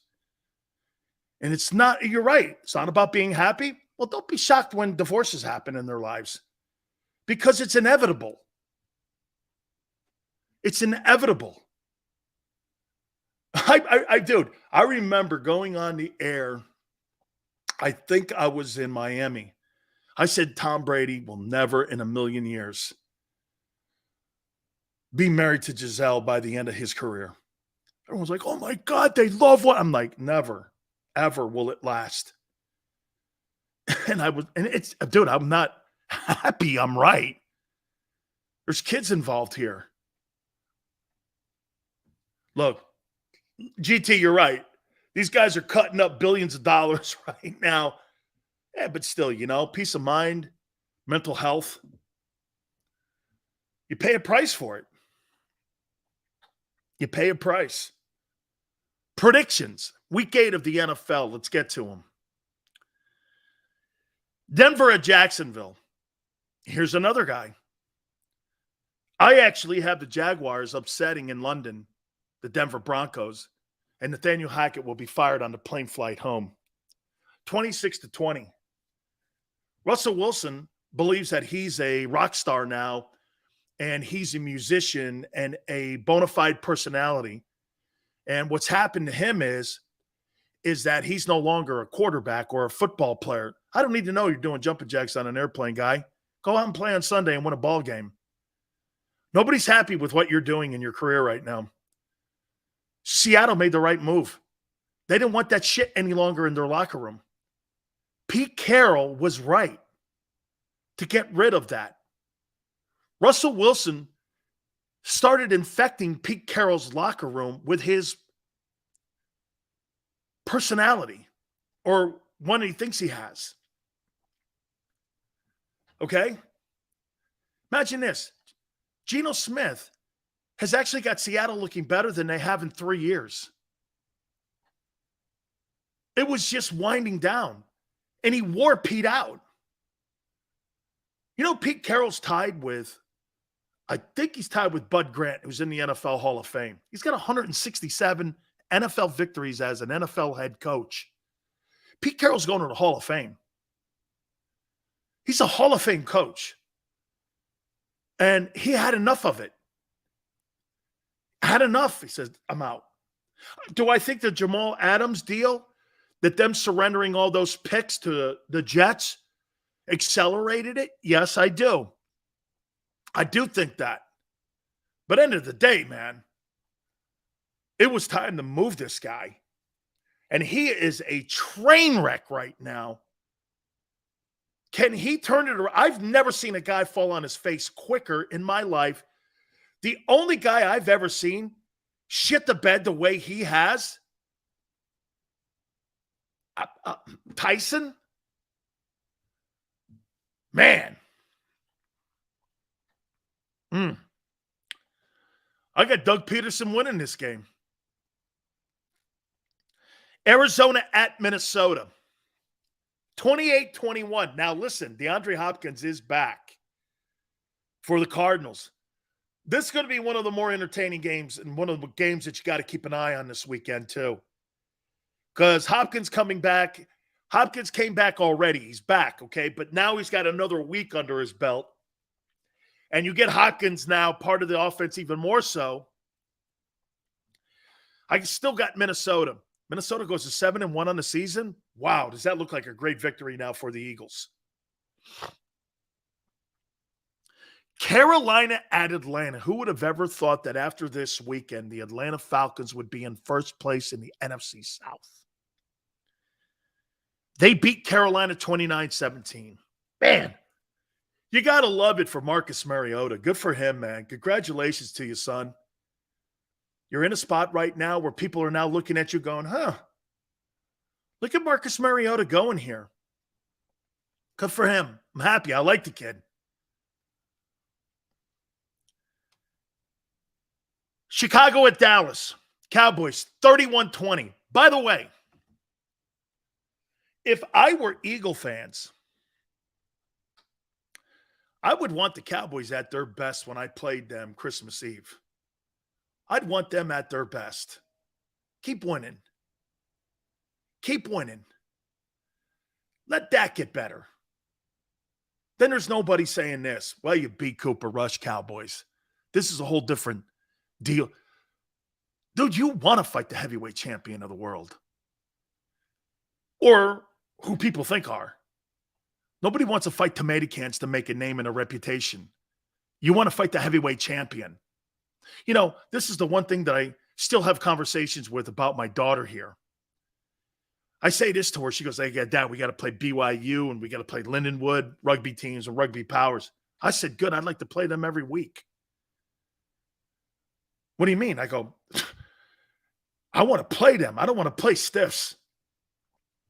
You don't rank reputations on beating tomato cans. You make reputations on winning games, beating big teams, big moments. Like, look at Bryce Harper. Bryce Harper's looking for a big moment. You got it. Team has been to the World Series for the last 6 years. You got it. You've got the stage. Take it. Oh, I'd rather have the least amount of resistance. Hey, okay, that's certain people. I like to fight the champion. I want to fight the heavyweight champion. I don't want to fight a stiff and make my reputation on a stiff. Because to me, it's like setups. Okay? Hey, Dommy, Dak's 7-3 against the Eagles. Jalen's never beaten them. That's a side in the thorn of the Eagles. You ain't beat Dak yet. Okay? He's 7-3 against you. 7-3. You want to fight him? Dak's a bum? Well, I hope he beats him. You haven't yet. When's the last time you beat him? 19? Jesus, 4 years? Got to start, you might want to beat Dak. We're almost working on half a decade here.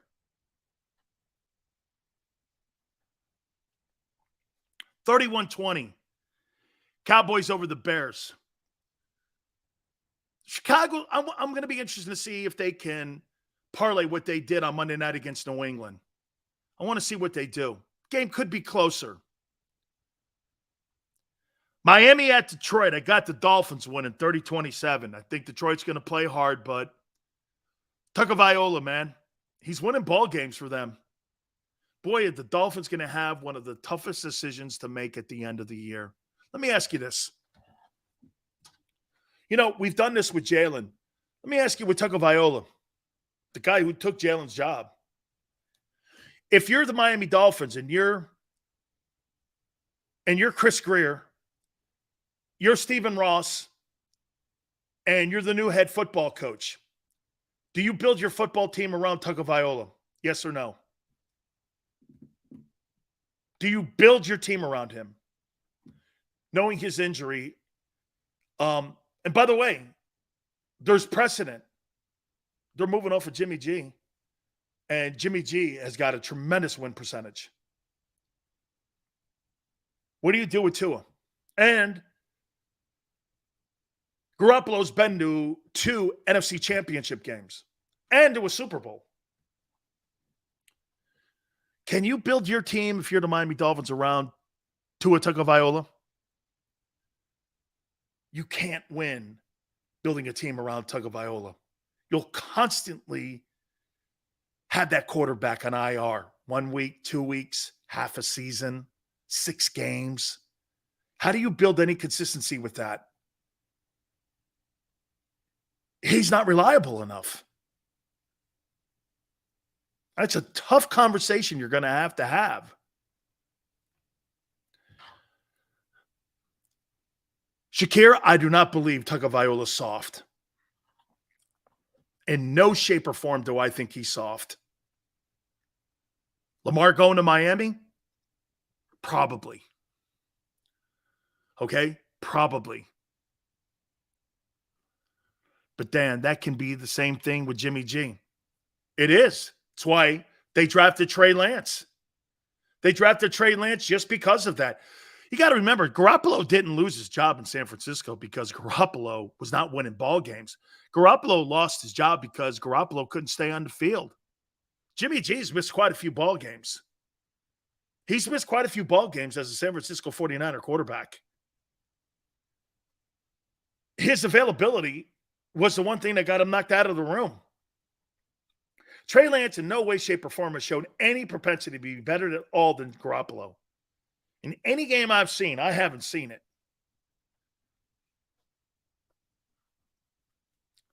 Sports says Jimmy G's trash. Wake me up when Jalen's got his record. And has gone as far as he has. And has beaten some of the people he's beaten. Wake me up. Your biggest victory right now is over Cooper Kupp. Or wait, Rush, Kupp, Cooper. Gary Cooper? Cooper Tires. Cooper Rush, that guy. That's right. I forgot. Great win. Vegas versus New Orleans. Let's keep hoping the Saints lose. Can you imagine if the Saints end up tanking so bad that pick turns into the second pick? What if it turns into the first pick in the NFL draft in April? Holy cow. What would you do if that pick goes from 4 to 1? What would you do? What would you do if you had the first pick? I might not take Will Anderson. I might do this. Hey, man, who wants the first pick? It's in the top 5, just as long as I land on Will. I get a first rounder out of that. So I would get a 1, make that into another first rounder. Like somebody talking about Denver. Okay, Denver at 7, right? Then you get Denver's pick and the pick that's Seattle's and yours. You got 3 in the first round. Then you take one of those first rounders, move back into the top 5 to get him. And you still got 2 1s. So you could get Will Anderson and still have 2 1s. Good night. Do you take a quarterback at 1? No. I'm building a team around this guy. Now our biggest win is against Cooper Rush. No, okay. Dom, who is it against? The Vikings? Okay. You beat Kirk Cousins. Congratulations. Sounds a little better. Your biggest win is against Kirk Cousins. Okay. It does sound better than Cooper Rush. Yeah, I'll take it. Kirk Cousins. Congratulations. Way to go, man. That's a big win. Big win. Big win. Kirk, third Cousins. Oh, man. No, the Dallas defense. 150 yards passing the playoffs average. Yeah, okay. He's also 47-14. Night. Jalen didn't play against Cooper Rush. He played against the number 1 defense. That's right. That's how you're right. That's how they always look at it. Through that lens. Yeah, that's how they look at it. We beat the Vikings. Kurt played defense. Okay, so your biggest win this year is against the Vikings. No, it's the Cowboys. Oh, with Cooper Rush at the helm. Justin Jefferson. Come on, Sills. Okay, the Vikings. Vikings make the playoffs last year? I forgot. No? Oh.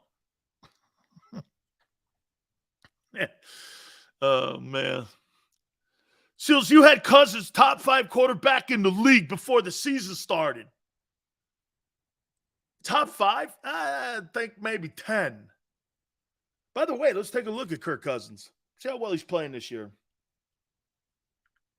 Let's see how Kurt's playing. I think they're 6-1, right? Let's see how he's playing.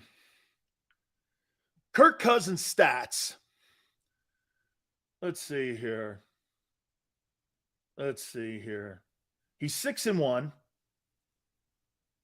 Let's see. 9 touchdowns, 5 picks.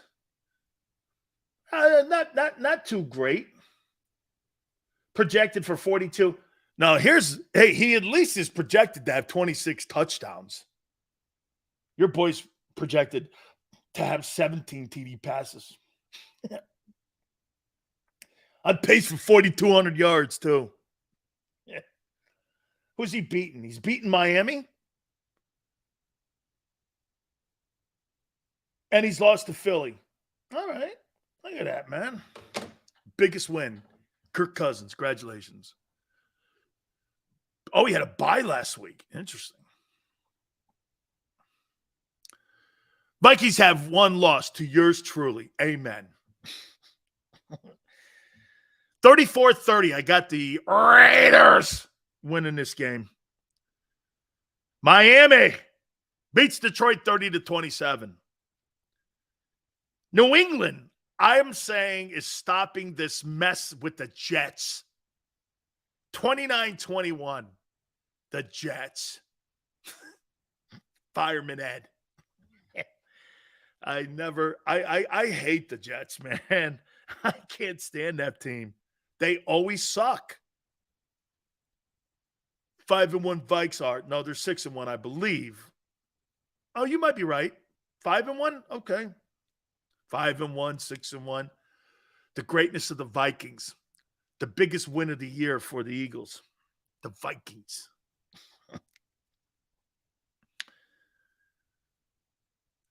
Tennessee over Houston. Do you know the Titans now are going to get to 6-2?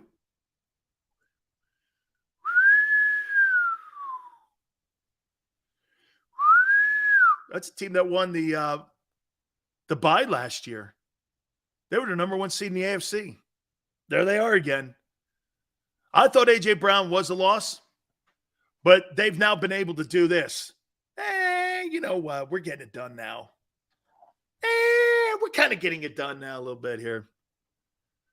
They're now 6. They're going to be 6-2. How you doing? Jets win. Fireman Ed. Hey, Sills, what do the Jets have to do to gain your respect? Drop Jody McDowell as a fan. I'm kidding. Oh, man. I'm kidding. I'm kidding. I don't know, man. Have a winning season.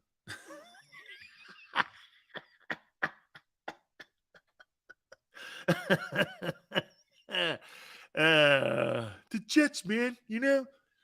See, do you know who Jet fans are if you're from New York? They're the people that, you know, they're the pretending like anti-crowd. You know, from a Jet fan, you're a Met fan. Okay, the Mets too, right? The Mets. Hey, 69, 73, 86, 2000, baby. Yeah, that's a hell of a network, SNY. That's a hell of a network the Mets have. Yeah, man. 69, 73. Yeah. 86. Right. Hey, 2000. They built their whole network around them years. The Mets. The Mets and the Jets. Xander, do you want me to take it to the top or do you want me to take a break? I've come to this conclusion here. Big Sills don't need breaks. No days off. No days off. Huh?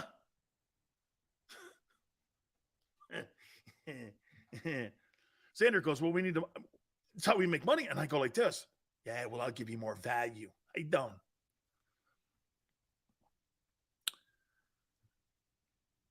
The Gigantes versus the Genos.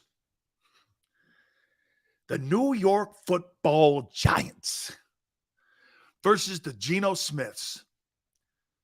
Sorry, man. Can you believe this? That dude, Daniel Jones, who was the NFC Offensive Player of the Week, is going to run his team's record to 7-1. The Giants. Who's your coach of the year? Somebody asked me that. Brian Dable. It's not close. What about Sirianni? Yeah, what about Sirianni? He's probably second. And the guy in Seattle's probably third. You told me the Giants would be 7-1 with Daniel Jones and that shitbox offense? Come on now. Okay. Wow, Deebo Samuel's out for the Rams game. We're going to get to that right now. Yeah, but they got the greatness of Christian McCaffrey now. Okay? The greatness of Christian McCaffrey. Drew goes, the more Sills, the better. No. I'm still taking the greatness of the Paisan. The Sicilian brother of mine from another mother. His last name, look at all the great Italians that end in O. De Niro, Pacino, DiMaggio. Look at that. Sileo. Garoppolo. Okay? Look at all those great paisans that end in O. Formaggio. Yeah, that's pretty funny, man. Look at all them great Italians, man. Look at that. All end in O. Italian Mafia, man. De Niro, baby. Pacino. Huh? Hey, as far as I'm concerned, you end in a vowel. As far as I'm concerned, Moses Malone is a great paisan. Probably related. You know what I'm saying, right? Hey, I don't know. He's probably from Sicily, right? Risotto. Not the sauce. Puerto Rico. Sure, they're Italians, as far as I'm concerned. Espositos. All great Italians, man, and they done. Okay? And like I said, Sammy Sosa, as far as I'm concerned, is also a Paisan. Green Bay at Buffalo. Buffalo wins this. 30-21. Aaron Rodgers also falls to 3-5. Man, he falls to 3-5 too. Then the Monday night game, Cincinnati, Cleveland, the greatness of Joe Burrow, a true franchise quarterback. Unlike someone else we talk about all the time, there's your franchise. You got it, dog. Joe Burrow puts that baby, and they're 5-3 on the season after starting the year 0-2. That's a quarterback. That's what I'm talking about. Look at that. Man. Look at they're just, you know what? When you look at the play of the league, though, and you really look and see what's gone on this year, Xander, you're right, man. I thought the AFC, because of all these quarterbacks they have on that side of the aisle with the conference, dude, they haven't really been blowing people away, too. Outside of Buffalo, and Xander brought this up a couple days ago, outside of Buffalo and the Chiefs, probably the team that's playing the best ball is Cincinnati and Tennessee.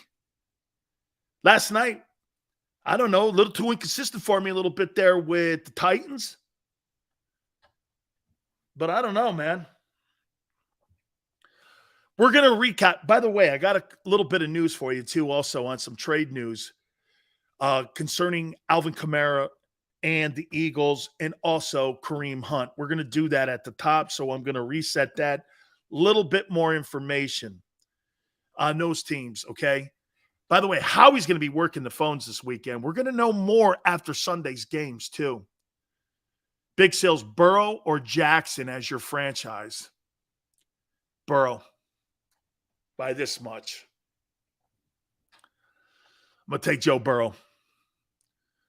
You got to take Burrow, man. Burrow's a champ, dude. He's and Lamar is so great to watch. Lamar Jackson is so spectacular. He is, man. He's so good to watch. I enjoyed watching him, especially in the second half of that game last night. I enjoyed watching him play. He was clearly the best quarterback on the field. Man, Brady was out of it. He's just, I don't know. Just Jimmy G. Trash said he fold like a lawn chair. Yeah, that's why he's been to 2 NFC title games. You want to know about lawn chair folding? You had a quarterback for about 6 years as a lawn chair folder. Let me get that lawn chair. Thank you, Mr. McNabb. Thank you, Mr. McNabb, for that lawn chair you just folded. Thank you.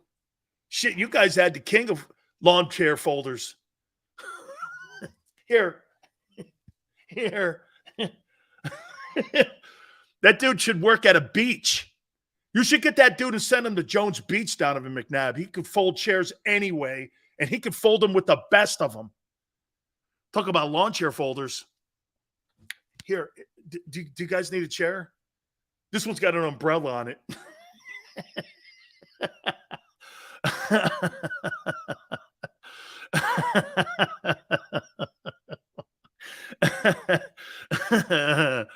Mr. McNabb, can I get a lawn chair, please? Sure, let me unfold this. What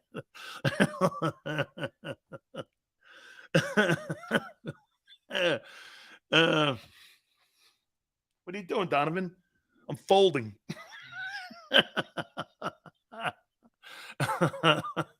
Why can't you defend Jimmy G without mentioning another team?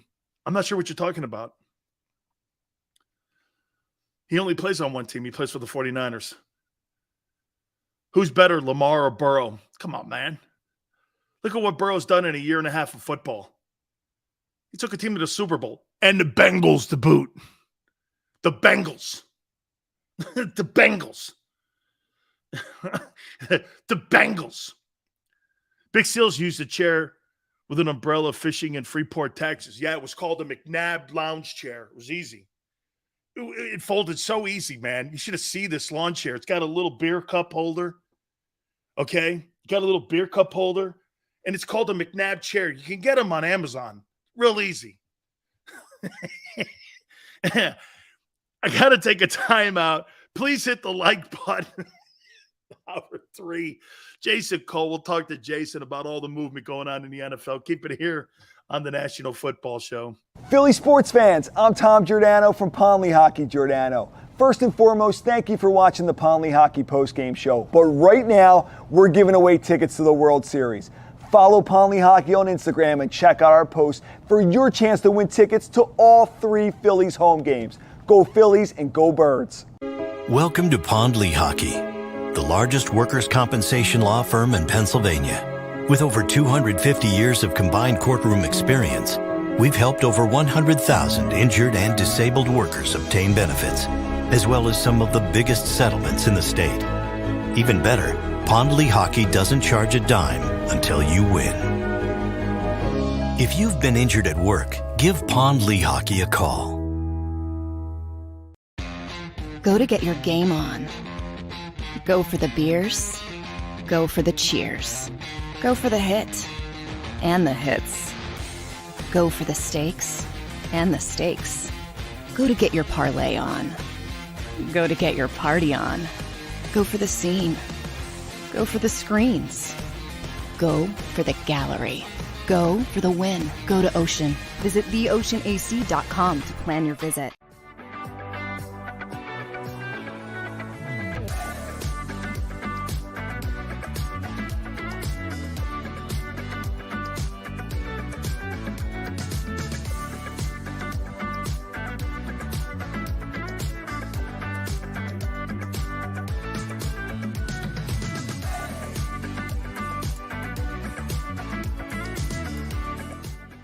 It's a fall car fest, and Jeff D'Ambrosio, Destination Downingtown, says, yes, you can. Jeff says, yes, you can choose from over 1,000 vehicles in stock with no wait. Yes, you can still get low prices, leases, and big discounts. Yes, you can still get low interest financing. And Jeff always says, yes, you can have a real deal buying experience without the hassle. When the other dealers say, no, you can't, Jeff says, yes, you can. Jeff D'Ambrosio, Destination Downingtown. Nobody treats you better. Jeep Adventure Days. Philadelphia fans, were cut from a different cloth. Born into a brotherhood and bonded to our team for life. We believe anything is possible because we've witnessed the impossible. While we may be from different neighborhoods, come Sunday, we are one and we will be heard. Pondley Hockey, official partner of the Philadelphia Eagles.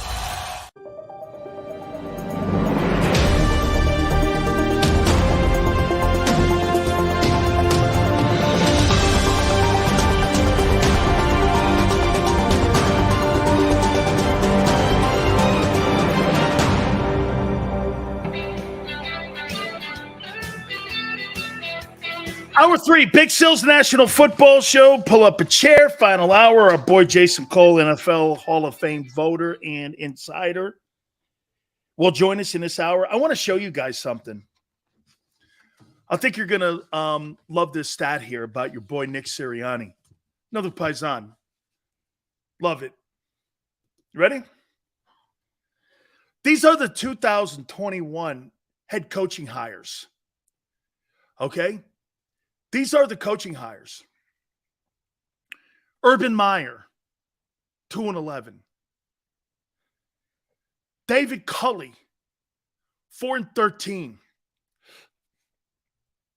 Dan Campbell, I'd eat your knees and caps and shit and do a pile driver, and then I'm going to do a suplex off the top rope and kick your ass, and you know what I'm going to do.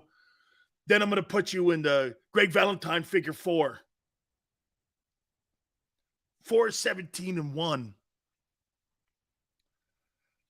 Robert Saley, 8-15. Arthur Smith, Falcons. He's actually doing a good job, man. 10-13. Brandon Staley. I didn't even know he had an above water record. I couldn't believe it. But when you have Justin Herbert, I mean, even your quarterback can, like, I guess, win games in spite of their coach. He's 13-10. And now, Nick Sirianni, Paisan, 15-8. Look at this guy. 15-8. How you doing? As an NFL head coach. Look at all these guys, especially the last guy on the list, Urban Liar. This guy's better than Urban Liar. I wasn't a shocker. I told you he wouldn't make the year.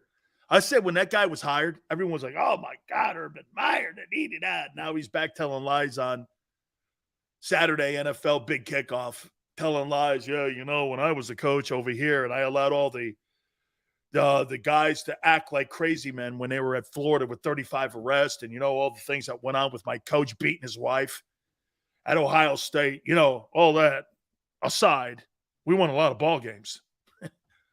That's how Urban Meyer has to talk to people. You know, the 35 arrests that we had in Gangsterville, also known as AKA Gainesville? We did win 2 national titles. I mean, look, if you compromise your integrity or your morality, I'm your guy. And you know, Zach Smith, my wide receiver coach, who was beating his old lady in his front lawn. We had all those sayings about make sure you respect women. But my coach was related to Earl Bruce. And that's why, you know, I owe Earl Bruce a lot because he brought me into Ohio State. And he used to beat his wife, even though the Columbus police knew it. That aside, we won a lot of games at Ohio State.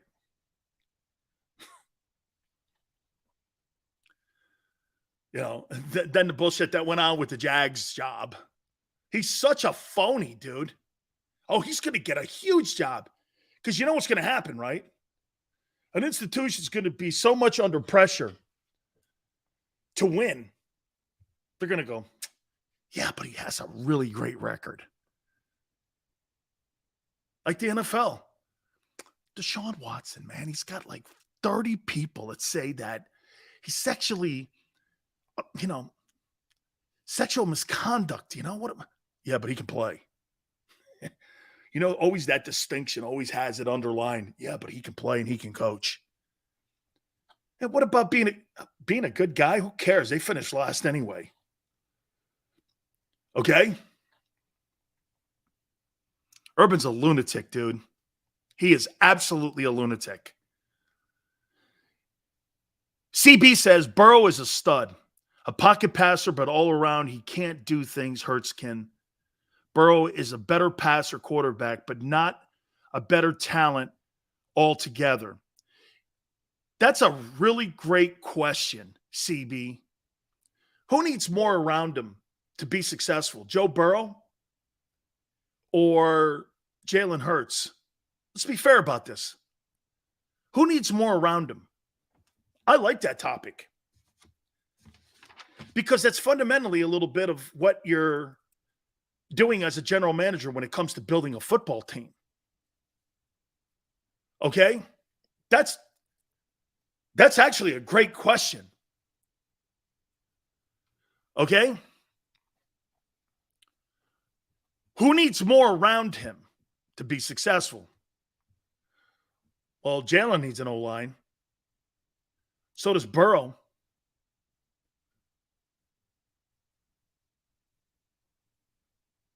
Could Joe be as successful without having Jamar? We're going to find out. Jamar Chase is out 4 to 6, right? Okay, right? We're going to find out a little bit about, well, they do still have T. Higgins and Mixon back there. We're going to find out. Everyone needs an O-line. Yeah, you're right. Everyone does need an O-line. Joe can't escape. True. But Jalen's not going to beat you in the air. Joe's not going to beat you on the ground. I think it's a philosophical thing. If you still believe in your heart, and the Eagles have always believed this, that's why their wide receivers in their team history has never, outside of a few years, been exceptional. The 2004 year with T.O., some Mike Quick years, a couple Deshaun Jackson years. Outside of that, they've been really pedestrian years by your wideouts in team history. Wideouts, not tight ends, wideouts. Remember, not tight ends, wideouts. They've been pedestrian. Okay? You've always believed, in other words, in running the ball. And by the way, take a look at this, for instance. Yeah, like I said, Shakur, 2004, that's it. Was it like Owens had a great career in Philly? He didn't. But this is one of the reasons why. Think about it. Why have you been able to dominate the NFC East since 2000 when it comes to playoff wins? Because you have that philosophy. You run the ball and you play good defense. Everyone else, I mean, the Giants have won Super Bowls more than you since 2000. They've won 2. As a matter of fact, the NFC East is the only division in pro football that every team in the division has actually won a Super Bowl. It's the only division in the NFL that can say that. But the Eagles have dominated when it comes to playoff wins since 2000. Okay, Jeremy Maclin again. Jeremy Maclin is not considered one of the top wide receivers in his era. He was a good player. He's not an all-pro wideout. Okay? That's right, Steve. The NFC East believes, look at the Giants. The Giants ran the ball with Parcells. Okay? They didn't throw it. Mark Bavaro was a pedestrian numbers guy when it came to putting up numbers. You couldn't even really name their wideouts during that era that they won those Super Bowls. Washington threw the ball, but they were known why? Because of the Hogs. Right? They won it because of the Hogs. The Cowboys, under Jimmy, they ran the ball with Emmett. Played great defense. That's been a mantra of the division. It's never been really known as an air-it-out division. I mean, Joe Gibbs was probably the only coach in the history of that division that threw the ball a lot. Guy won Super Bowls with 3 different quarterbacks. No other coach has ever done that. In NFL history, he's the only coach to win Super Bowls with 3 different starting quarterbacks. Rippon, Theismann, and Williams. 3 different dudes.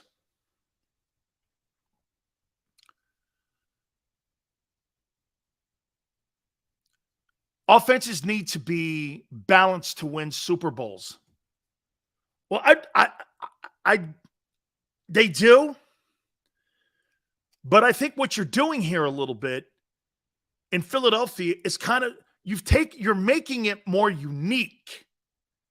Like I said, I don't think you have the best offense in the NFL. I think you have the most unique offense, which is turning out to be the most impossible offense to game plan against. Very difficult to game plan it against. Jalen Hurts is the biggest. Here, what do you think the biggest play that they have in that offense? What's the biggest play for the Eagles? Man, it's Jalen on 3rd down. It's Jalen on 3rd down. Okay? He is an absolute beast. He's one of the most difficult things to defend is the way he moves around on 3rd and long. And I think that's, again, what we saw a little bit on Monday night with the Chicago Bears and what they're trying to do now with Justin Fields.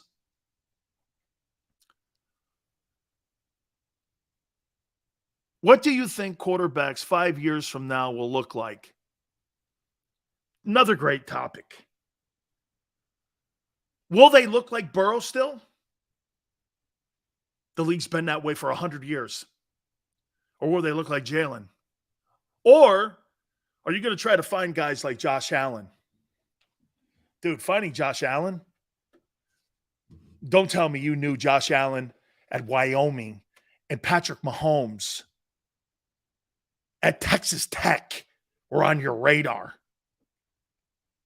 Okay? Don't tell me they were on your radar like that. Xander goes here and says, the norm is Burrow style, but the trend is clearly Jalen style. Lamar Jackson, again, those quarterbacks don't last long, though. There's not a high window for them. There's not a big ceiling. Those guys get beat up quicker. Drop back quarterbacks last 13, 14 years. Running quarterbacks don't. Concussions.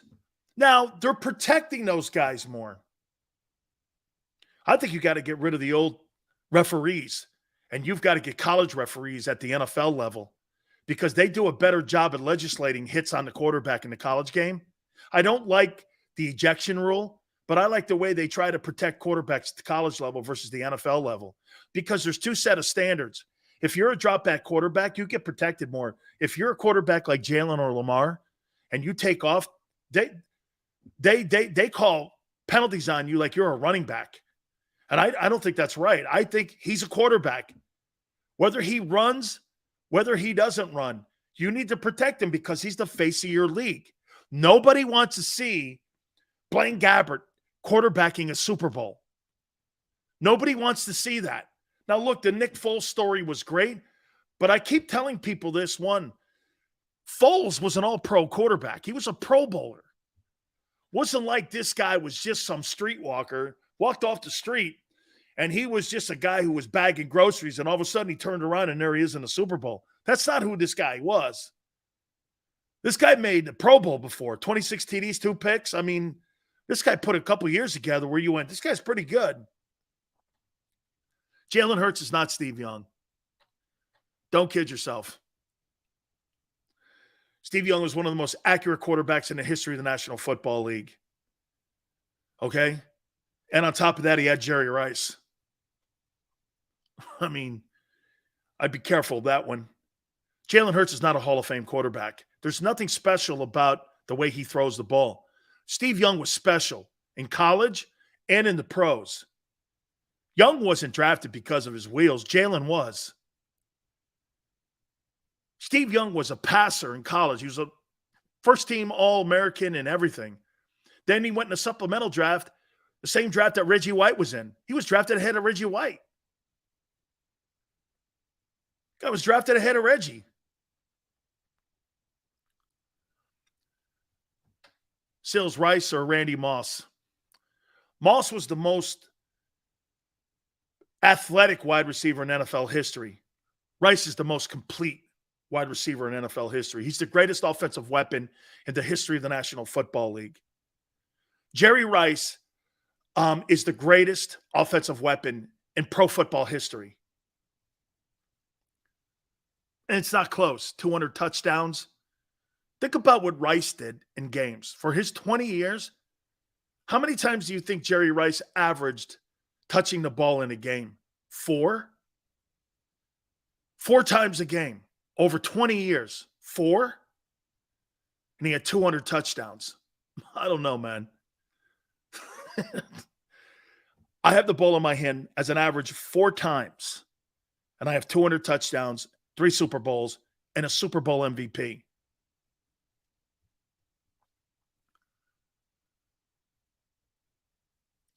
Rice is a tremendous ball player, man. Hurts is RG3. I think Hurts is smarter than RG3. I don't think RG3 protected himself. I don't think he thought himself around the field as well as Jalen does. Jalen looks like a professional quarterback already. The way he thinks himself around a game. He's a smart dude, man. Jalen Hurts is a smart man. And I mean football-wise. He is brilliant how he thinks himself around a football field. Truly. Jalen is Alex Smith with speed. I like the Alex Smith comparison. I didn't think shit Alex Smith. Like Andy Dalton. Alex Smith to me is Andy Dalton. He's like Andy Dalton. You see Jalen Hurts as Andy Dalton? I kind of see Jalen a little better than Andy Dalton. You know what I mean? Alex Smith is Andy Dalton. Andy Dalton won a boatload of games in Cincinnati. He was 11-5 one year. I don't like the Alex Smith comparison. Look at sports. Burrow lost to Cooper Rush and now no Chase. Burrow went to the Super Bowl, dude, in his first full year starting with the Bengals and was a quarter and a half away from beating the Rams. But he lost to Cooper Rush. Okay. Brady lost to Trevor Siemian last year. And? Brady lost to Trevor Siemian. Team won 13 games last year. Breaky, Jalen Hurts just got inducted into the Pennsauken Hall of Fame. Way to go, maniac. New Jersey's finest. New Jersey Fishing. Jalen Hurts inducted into the Pennsauken Hall of Fame. Congratulations, Jalen. Alex Smith is hot trash. Come on, Eagle, man. He was a good football player. I wouldn't say exceptional. Okay? Jalen Hurts is a young Cordell Stewart. Dude, that guy sucked. Cordell Stewart sucked. I think Hurts is more durable than Russell Wilson, who is just less confident in his long ball. Razor, what about the 11 years he played consecutively not being hurt? You're really going to look at the last year and a half ago that he's an injured guy? There was a time Seattle was the bell standard and the gold standard in the NFC. I know most of it was set up with their defense. Pennsauken Hall of Fame, maniac.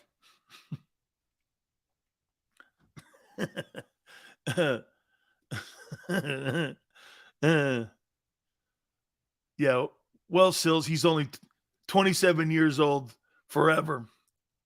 What have you done for me lately? I know, man. I know. Cooper Rush. What have you done for me lately? Well, you've beaten Cooper Rush and Kirk Cousins. That's what you've done for me lately. Sills, what do you think Hurts' college coaches think about him now? Nothing. He won a national championship with Tua. What would make you think that Nick would think anything else? Tagovailoa's winning games in Miami, too. Tagovailoa was better in college than Jalen, especially at Alabama for what they were asking him to do. He was better. Why would Nick have any second thoughts? They ended up winning a national championship with Hurts on the bench behind him. Now, I thought Hurts really did a great job in that Southeastern Conference championship game when he came in and saved the game. People forget that run that, he did come in and have a hell of an SEC championship game.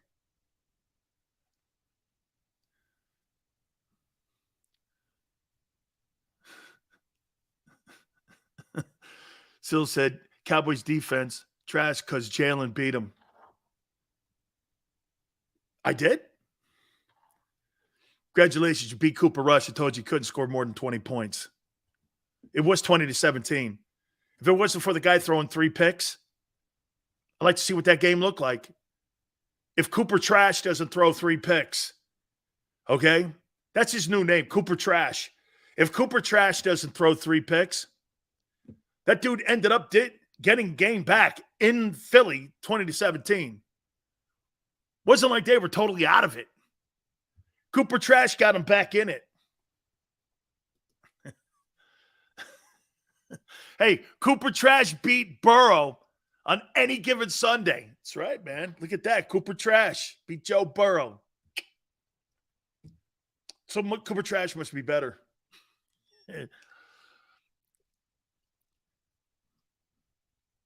After we win the Super Bowl, Sills will complain about Hurts didn't throw enough TDs. Probably.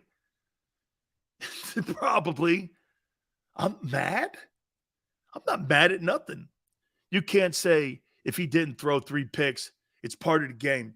Maniac, I thought you were putting the banner up for the Pennsauken City Hall to welcome Jalen into the Pennsauken Hall of Fame. Aren't you busy today? You know, you got to clear off the streets, close up the fire hydrants, make sure there's not enough water on the street there. For the one block in Pennsauken, New Jersey there, does it go through Patterson? Not sure, right? Yeah, you go through Pennsauken, then Cherry Hill, then Patterson. You got to start in Cherry Hill because, you just got to start there. Then you go over to Jersey, you got to get the bridge.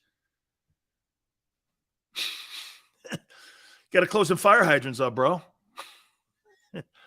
Hall of Fame Hurts. Come on, the Eagles had one arm tied behind their back without laying in there. It's part of the game too, right? Wow, Brandon. That hurts. Brandon. That hurts. Miami, Middle Tennessee State. That hurts. Why is Hurts getting inducted into the Pennsauken Hall of Fame? Ask New Jersey Fishing Maniac. He'll tell you. He said he's going to the Hall of Fame. Is 34 TDs passing a good year for Hurts? He'll never see that. He's got 6. Was he going to throw for 10 this weekend? He might against the Steelers. He might. I think he was joking, you guys. Chalk it up sports. This just in. Really?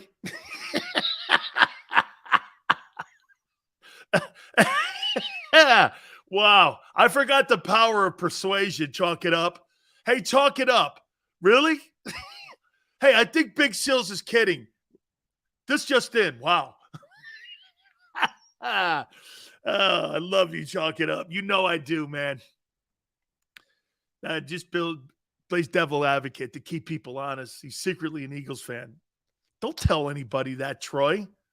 They'll start believing it. You have to go through Canton, then to Pennsauken.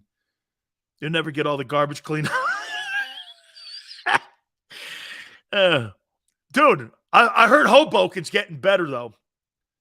Hoboken's getting a little bit better over there, man, Oh. I'm in the Pennsauken Hall of Fame, too. Oh, man. Hey, me too. I'm in the Hoboken Hall of Fame with Sinatra. How you doing? That's North Jersey. Thank you, Yale, for giving me a Mapsco. I needed a Mapsco, man, to get myself around New Jersey because you know why? I tell you this all the time. There's a reason the Statue of Liberty faces the other way. So everybody in Jersey can kiss everyone in New York's ass.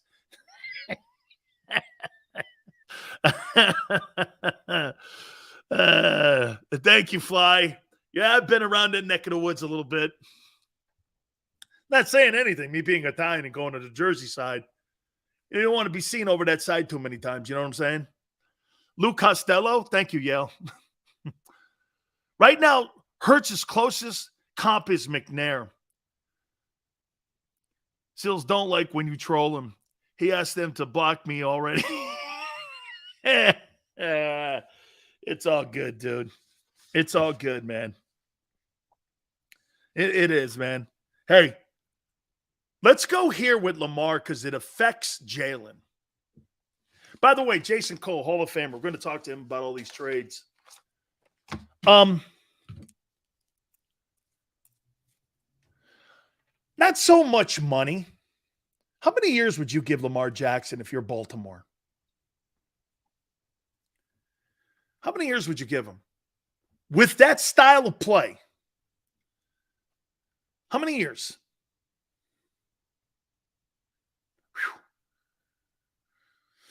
Man, he's so good. Man, he's so good. 4, 3, 4. 3 years, 120. Man, Greasy, I'm kind of right there with you. Yeah, but wouldn't you go 50?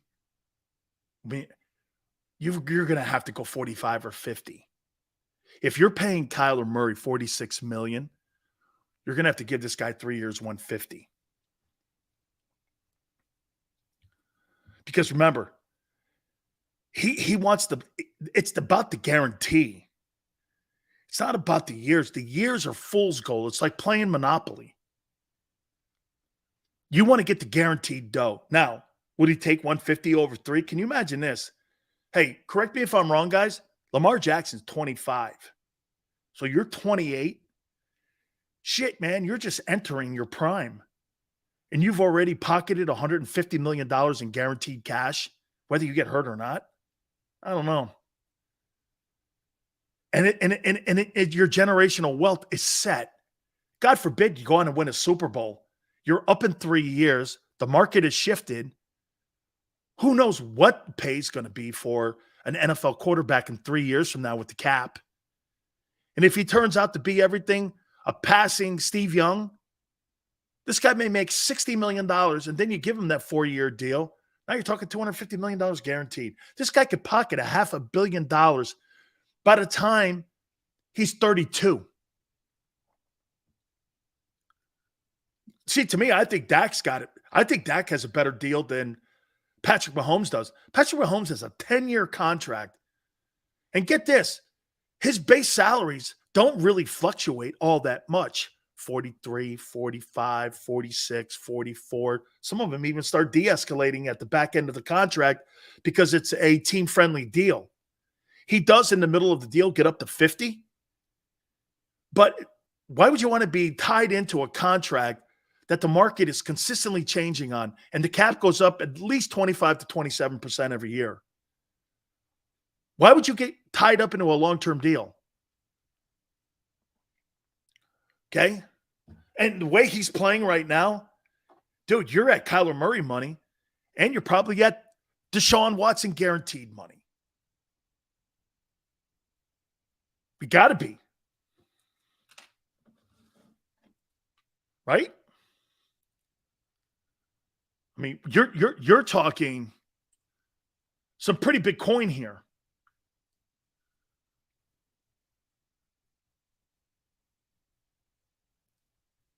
Just double checking here just to make sure. I think we're catching up with our boy Jason Cole here. I'm doing 3 years for Lamar Jackson.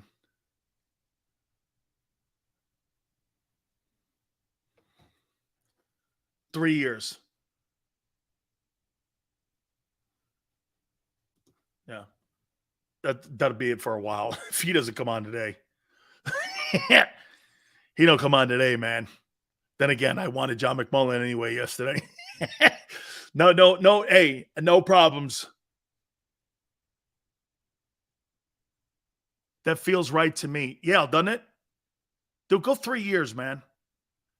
Of Clutch Sports too. If I'm here, look at what Jalen has to look at. Look at the contracts he looks at here. You're looking at Cleveland, obviously. Cleveland is the benchmark. Dude, the best contract by a quarterback in the NFL today is the guy in Cleveland's. It's not Patrick Mahomes's. You're not guaranteed that money 6 years from now. They could blow that off from you at any moment. You're not guaranteed that cash. You've already signed your signing bonus money. Okay? Do you really think Patrick Mahomes is going to play out 10 years in Kansas City? I don't know. Have you ever really seen a quarterback fulfill a contract? One of those long-term deals? I've never really seen one where a guy fulfills the back end of a contract. Baseball, you have to because they're all guaranteed. These things ain't guaranteed. The guy in Cleveland is going to fill that contract out because they've guaranteed every cent of it. And if not, someone's going to have to pick it up, and no one's picking up guaranteed dough with the guy at the back end of a contract. Marino, there's no doubt when they signed Deshaun Watson, they signed an anchor. and I mean an anchor around the franchise's neck, he better be good. Or you'll pay for that for the next 7-8 years. You better hope that guy. Now, you can defer a lot of the money out today. I get that. You can defer that because of the new CBA. Watson better win a Super Bowl with that contract. Oh, my God. Chalk it up, sports. You're damn right. Dude, you didn't give a guy $230 million in guarantees to win a division. Okay? You get, like Kyler Murray, let me tell you this, man. That kid's under huge heat. 46-1, no way that guy fills that contract out. No way. I don't see him as a winner. I just don't. Drew's saying that's why I'm saying if Baltimore doesn't, someone else will. Miami will. Miami is going to bring in Lamar Jackson. He doesn't want to play in Baltimore anymore. He wants to play with Tyreek Hill. And you know what John McMullen said about the Eagles being built for someone else? I don't think that that's the case any longer. I'm not sure John thinks that too still now. But Miami is being built for someone else. And it's not that Tua can't win, because he does. But he just can't be relied on. You can rely on Lamar. And Lamar is from South Florida. It's a perfect fit. He's going to be a Miami Dolphin. I'm 90% sure of this. He'll clearly be there. Hey, Sills, thoughts on Aaron Hernandez? Nick, one of the greatest Connecticut high school football players. His brother also was an all-state player. His brother actually is a friend of mine and coached at the University of Miami. I think he was under the Al Golden staff, if I'm not mistaken, Aaron's brother. Urban Meyer hit all the shit that was going on when he was shooting shotguns off with the Pouncey brothers at Florida. There were multiple cases of him having misconduct. Why do you think Bill Belichick and Robert Kraft were friends with Urban Meyer? They knew all this when they drafted him, that he was this headache. That's why he went in the 5th round. Or 4th round. 4th or 5th round. If Aaron Hernandez would have kept his mind together, Hernandez and Gronk would have revolutionized the NFL with the dual tight end set. They were on their way. It was undefensible. Hernandez was actually a better pass-catching tight end than what Gronk was. Then they had to revamp it because they were giving you a dual tight end. He was a tremendous football player. I would say one of the greatest Connecticut high school football players, Steve Young, all that stuff. Dwight Freeney, Floyd Little, them guys, Robustelli. He was right there. Just great. I mean, that dual tight end set that they were putting together in New England was going to revolutionize the league. Marcos, it's a shame that he wanted to be a scumbag. It is, because he was a heck of a football player, just a great player. Okay, just a great football player. I apologize about the internet going in and out here. Friday, they were absolutely great. Absolutely. Xander, why don't we take a time out here? Let's take a time out. Please hit the like button. Keep it here on the National Football Show. Philly sports fans, I'm Tom Giordano from Ponley Hockey Giordano. First and foremost, thank you for watching the Ponley Hockey postgame show. But right now, we're giving away tickets to the World Series. Follow Ponley Hockey on Instagram and check out our posts for your chance to win tickets to all 3 Phillies home games. Go Phillies and go Birds. Welcome to Ponley Hockey, the largest workers' compensation law firm in Pennsylvania. With over 250 years of combined courtroom experience, we've helped over 100,000 injured and disabled workers obtain benefits, as well as some of the biggest settlements in the state. Even better, Ponley Hockey doesn't charge a dime until you win. If you've been injured at work, give Ponley Hockey a call. Go to get your game on. Go for the beers. Go for the cheers. Go for the hit and the hits. Go for the stakes and the stakes. Go to get your parlay on. Go to get your party on. Go for the scene. Go for the screens. Go for the gallery. Go for the win. Go to Ocean. Visit theoceanac.com to plan your visit.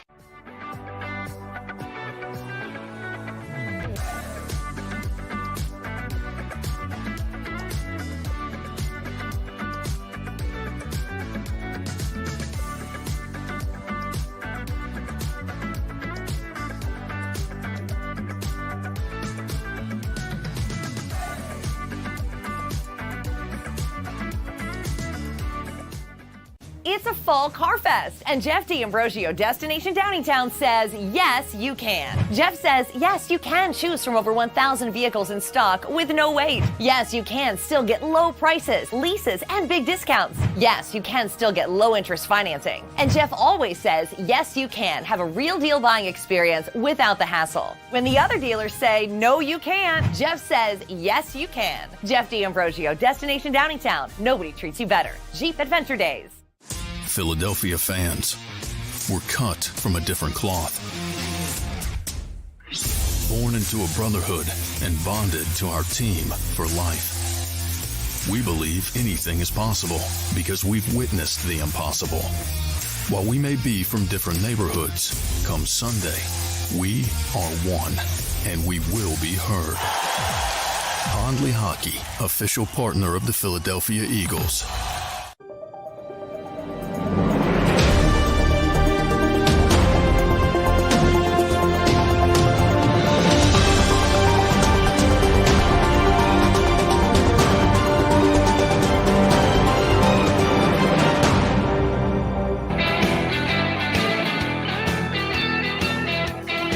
Welcome back. National Football Show. It's your boy Big Sills. Football Friday. Should be a great weekend. Also, game one of the World Series is tonight. You know, baseball, I grew up as a baseball fan. I didn't grow up as a football fan. Shit, I didn't become a football fan probably till my freshman year in high school. I liked football. That's not true. I was more of a baseball fan now. I quote you any stat on the planet, any trivia stuff, all of that. I mean, I grew up on baseball. Baseball's really lost a lot of their. You know what Bob Nightingale from USA Today told me about the fan base of baseball compared to what the other sports have? Baseball's average fan is 54 years old. That number has to come down. Has to come down. You just don't really have a lot of really young guys wanting to watch the game. Bryce Harper brings you into that, though.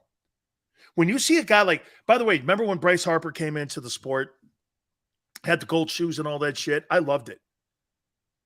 We have missed so much people like Mr. October or Pete Rose or guys that had great characters.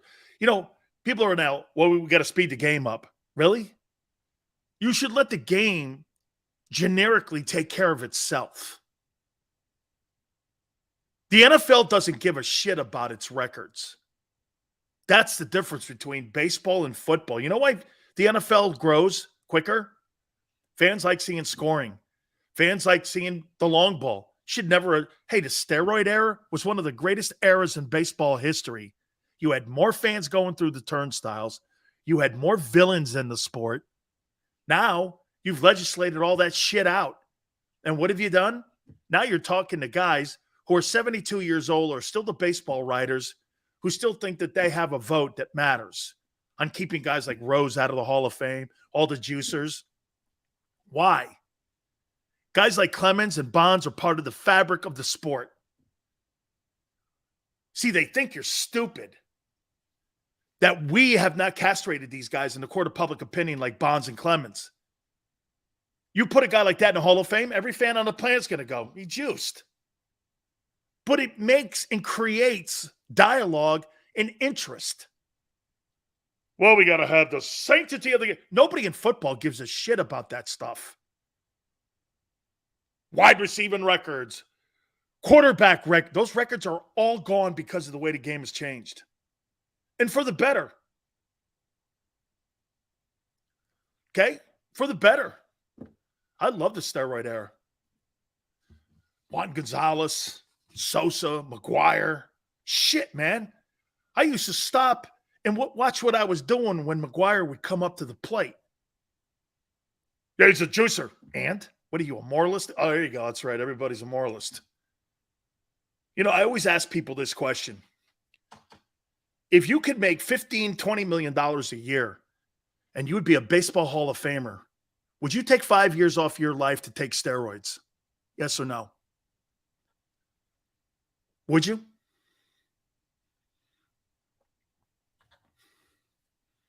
$5 years off your life.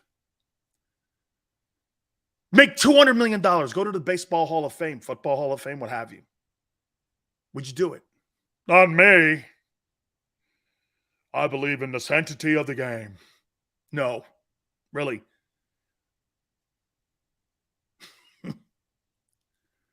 Okay. It's your moral decision. That's why there's more people in the stands than on the field of the diamond or the ice or the basketball court.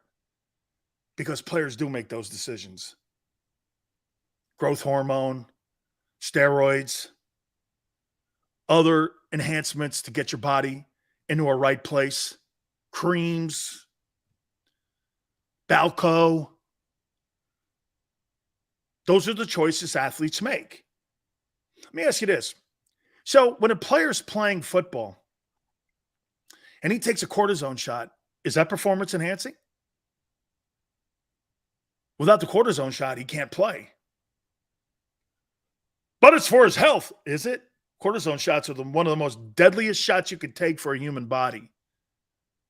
You know, you're not allowed to take more than one cortisone shot every 6 months. Players take them every 3 months. Well, Sills, that's part of the game. Oh, it is.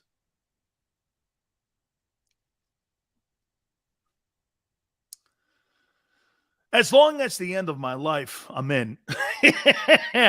Okay. Set your family up for the rest of your life. Take some steroids, and you're a Hall of Famer. And have generational wealth. I ask that question to people all the time. You should hear the responses that I used to get on the air. I would never do that. Oh, okay. You were given the chance to be Bonds and make $500 million. You wouldn't?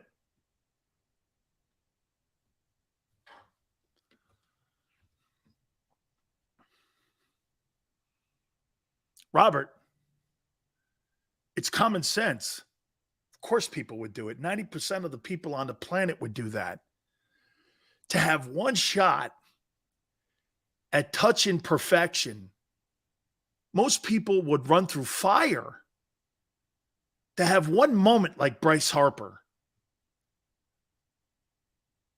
That's why we sit in the sands and watch these guys. The sacrifices they make. That sacrifice, too, that comes with it. That's behind the curtain a little bit, though. Not supposed to talk about all that shit. Troy goes, of course I would. Yeah, Troy, because you're looking at this. Fame, fortune, success, and your family set up. Dan, let's trade 2 number ones for Henry. I don't think Tennessee's in the market for that right now.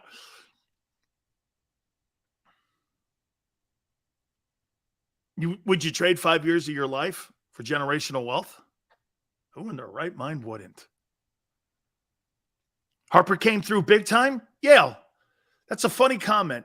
Harper came through big time. What's Harper done?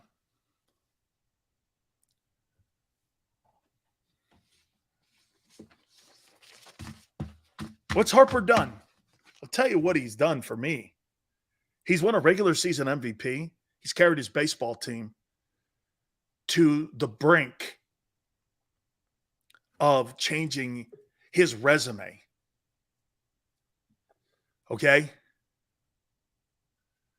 Changing his resume here. Let's get a couple minutes in here with my friend Jason Cole here. Let's change gears here a little bit. Jace, how you doing, brother? I'm how great, you doing, brother? Man. How are you? Fantastic. Jace, a couple questions here for you, I'm my great. friend. How are you? Hanging in there, man. Yes. Let's do this. Uh-huh. The move of Robert Quinn going from the Bears Mhm. to the Eagles is what to you? Oh, rotational depth, which you want to be able to bring 6, 7, 8 guys to the party when you're trying to win playoff games. You got to get to the quarterback as much as humanly possible. So I think that Quinn is a valuable veteran rotational piece in that. I mean, he may start a little bit, but you know what I'm saying. It's line depth that you're looking at, right? You're looking at as many guys who know what they're doing to get after the quarterback as possible. So I love that. You know, for a 4th-round pick, you know, I know it's a short-term deal, but 4th-round pick, you know, you're as likely to cut that guy after 1 year as you are to keep him. This guy is going to be a player for you, barring injury. And the fact of this, that the Bears are picking up the majority of that contract too, Jace. I mean, he's basically a rental, right? But like you said, I mean, here's the guy, according to NFL stats, that was the most doubled guy. Now with Hassan Reddick on the other side, you've got guys in the middle there like Fletcher Cox. I could see his production picking up. Yeah, look, I just think I'm not worried about, like, everybody wants to measure this in numbers. When you bring another guy into the rotation like that, that's just a professional guy that the other team has to account for, where they're saying, we're worried about him. If he gets 5 sacks or 8 sacks, great. If he gets 2, they're still going to have to, you know, deal with him and say, we have to at least acknowledge that this is a quality player that's on their line and is going to make everybody better. So to me, you know, getting Quinn is you know, high value, especially. Look, I know why San Francisco went out and spent everything they had for McCaffrey, who they may only keep for the rest of this year. I think they're going to keep him longer term. I think there's a bigger commitment to that. But I understand what they had to do. For the value that Quinn brings, this is a better short-term value than even McCaffrey, in my view. Now, I'm not saying that the 49ers should have gotten Quinn instead of McCaffrey. They had to get McCaffrey to make the game easier for Garoppolo. But for Philadelphia's sake, this is a much better value in terms of what the payoff could be. Jason, do you agree the Eagles are the best team in the NFC?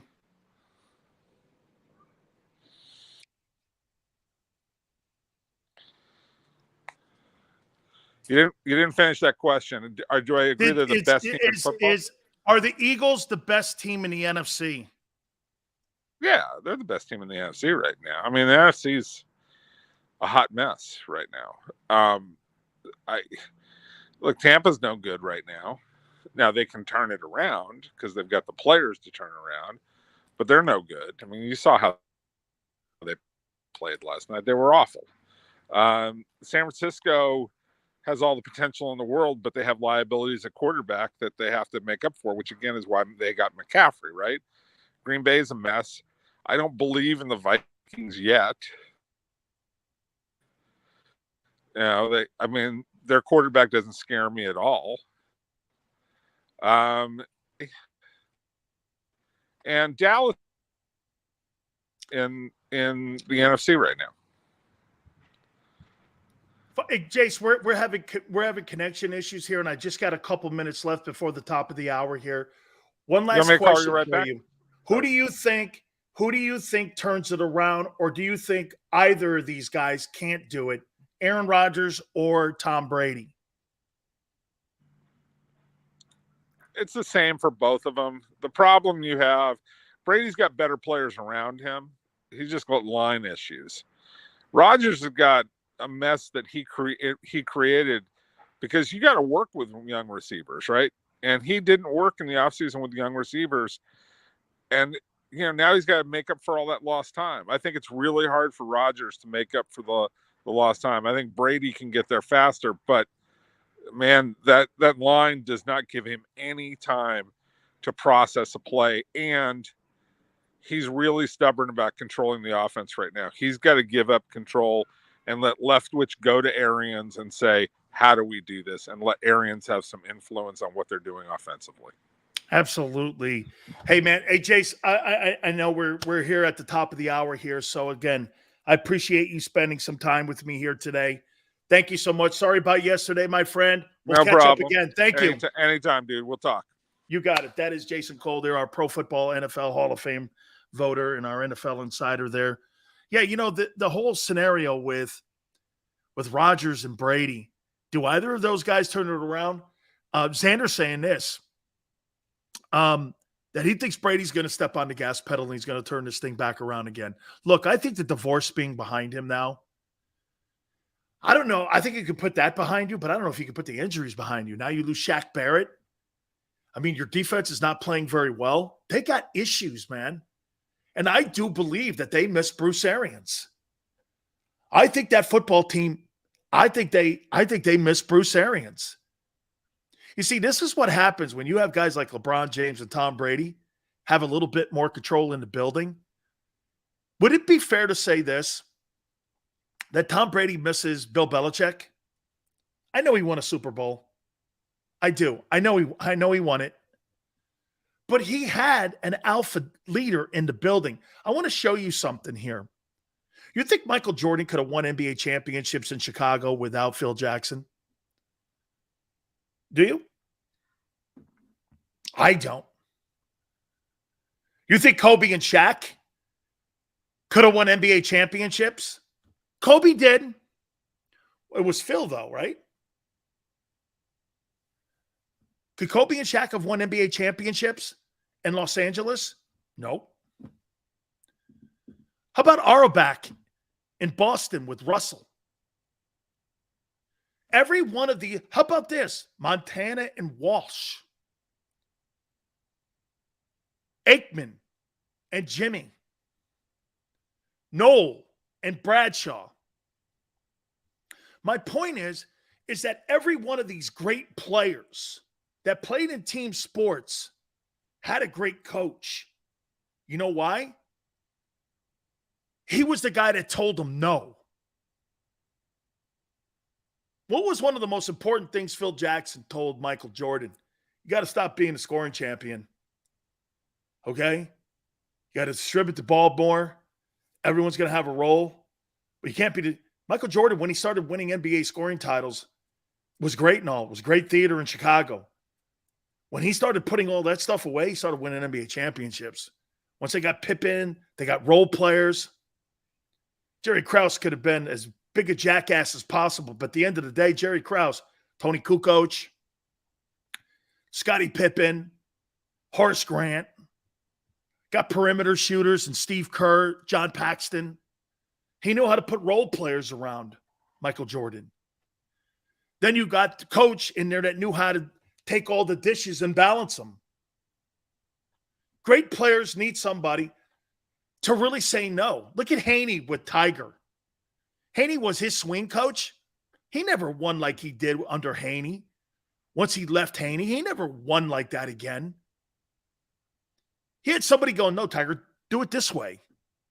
Everybody, in my opinion, needs that guy, man. Spoelstra. You know what's funny? You mentioned that 85. I think it's more Pat Riley. Riley wasn't letting LeBron take those posses with him on them airplanes like that, like in Cleveland. He wasn't letting him do that shit. No. You'll get on a team flight with us, and you're on with us. Or if you're not with us, you ain't getting on that plane. He never allowed that. That's why that relationship, LeBron was at his best in Miami because he had a guy in the building in Pat Riley. How about Riley? One of the greatest. I loved being around Pat Riley. I want to tell you one last story here. Pat Riley, I go, you know, when they closed Boston out, I think it was 86. Riley had the chalkboard. And Riley wrote something down, turned it around, showed the team. I said, Pat, what was that play you drew up at the end there for you guys to beat the Celtics for the first time in a Game 7 at home in Boston? What was on that piece of paper? Pat Riley looked at me. I had him in studio when I was in Miami. And he goes like this. There was really only 4 letters. I go, okay, what were they? He goes, will. Will. Do you have the will to win? He's talking to Magic Johnson and Abdul-Jabbar, Worthy. Those guys didn't need a play. You needed a leader. Should be great today. Game 1 of the World Series. Saturday college football. I mean, there's so many great games. 27-10. Eagles win over the Steelers. Should be a big Monday. Should be a great NFL Sunday as well. Have a great weekend. God bless you guys. Xander, great stuff as always. We will see you on Monday going 3 to 6, and we'll see you on the flip side.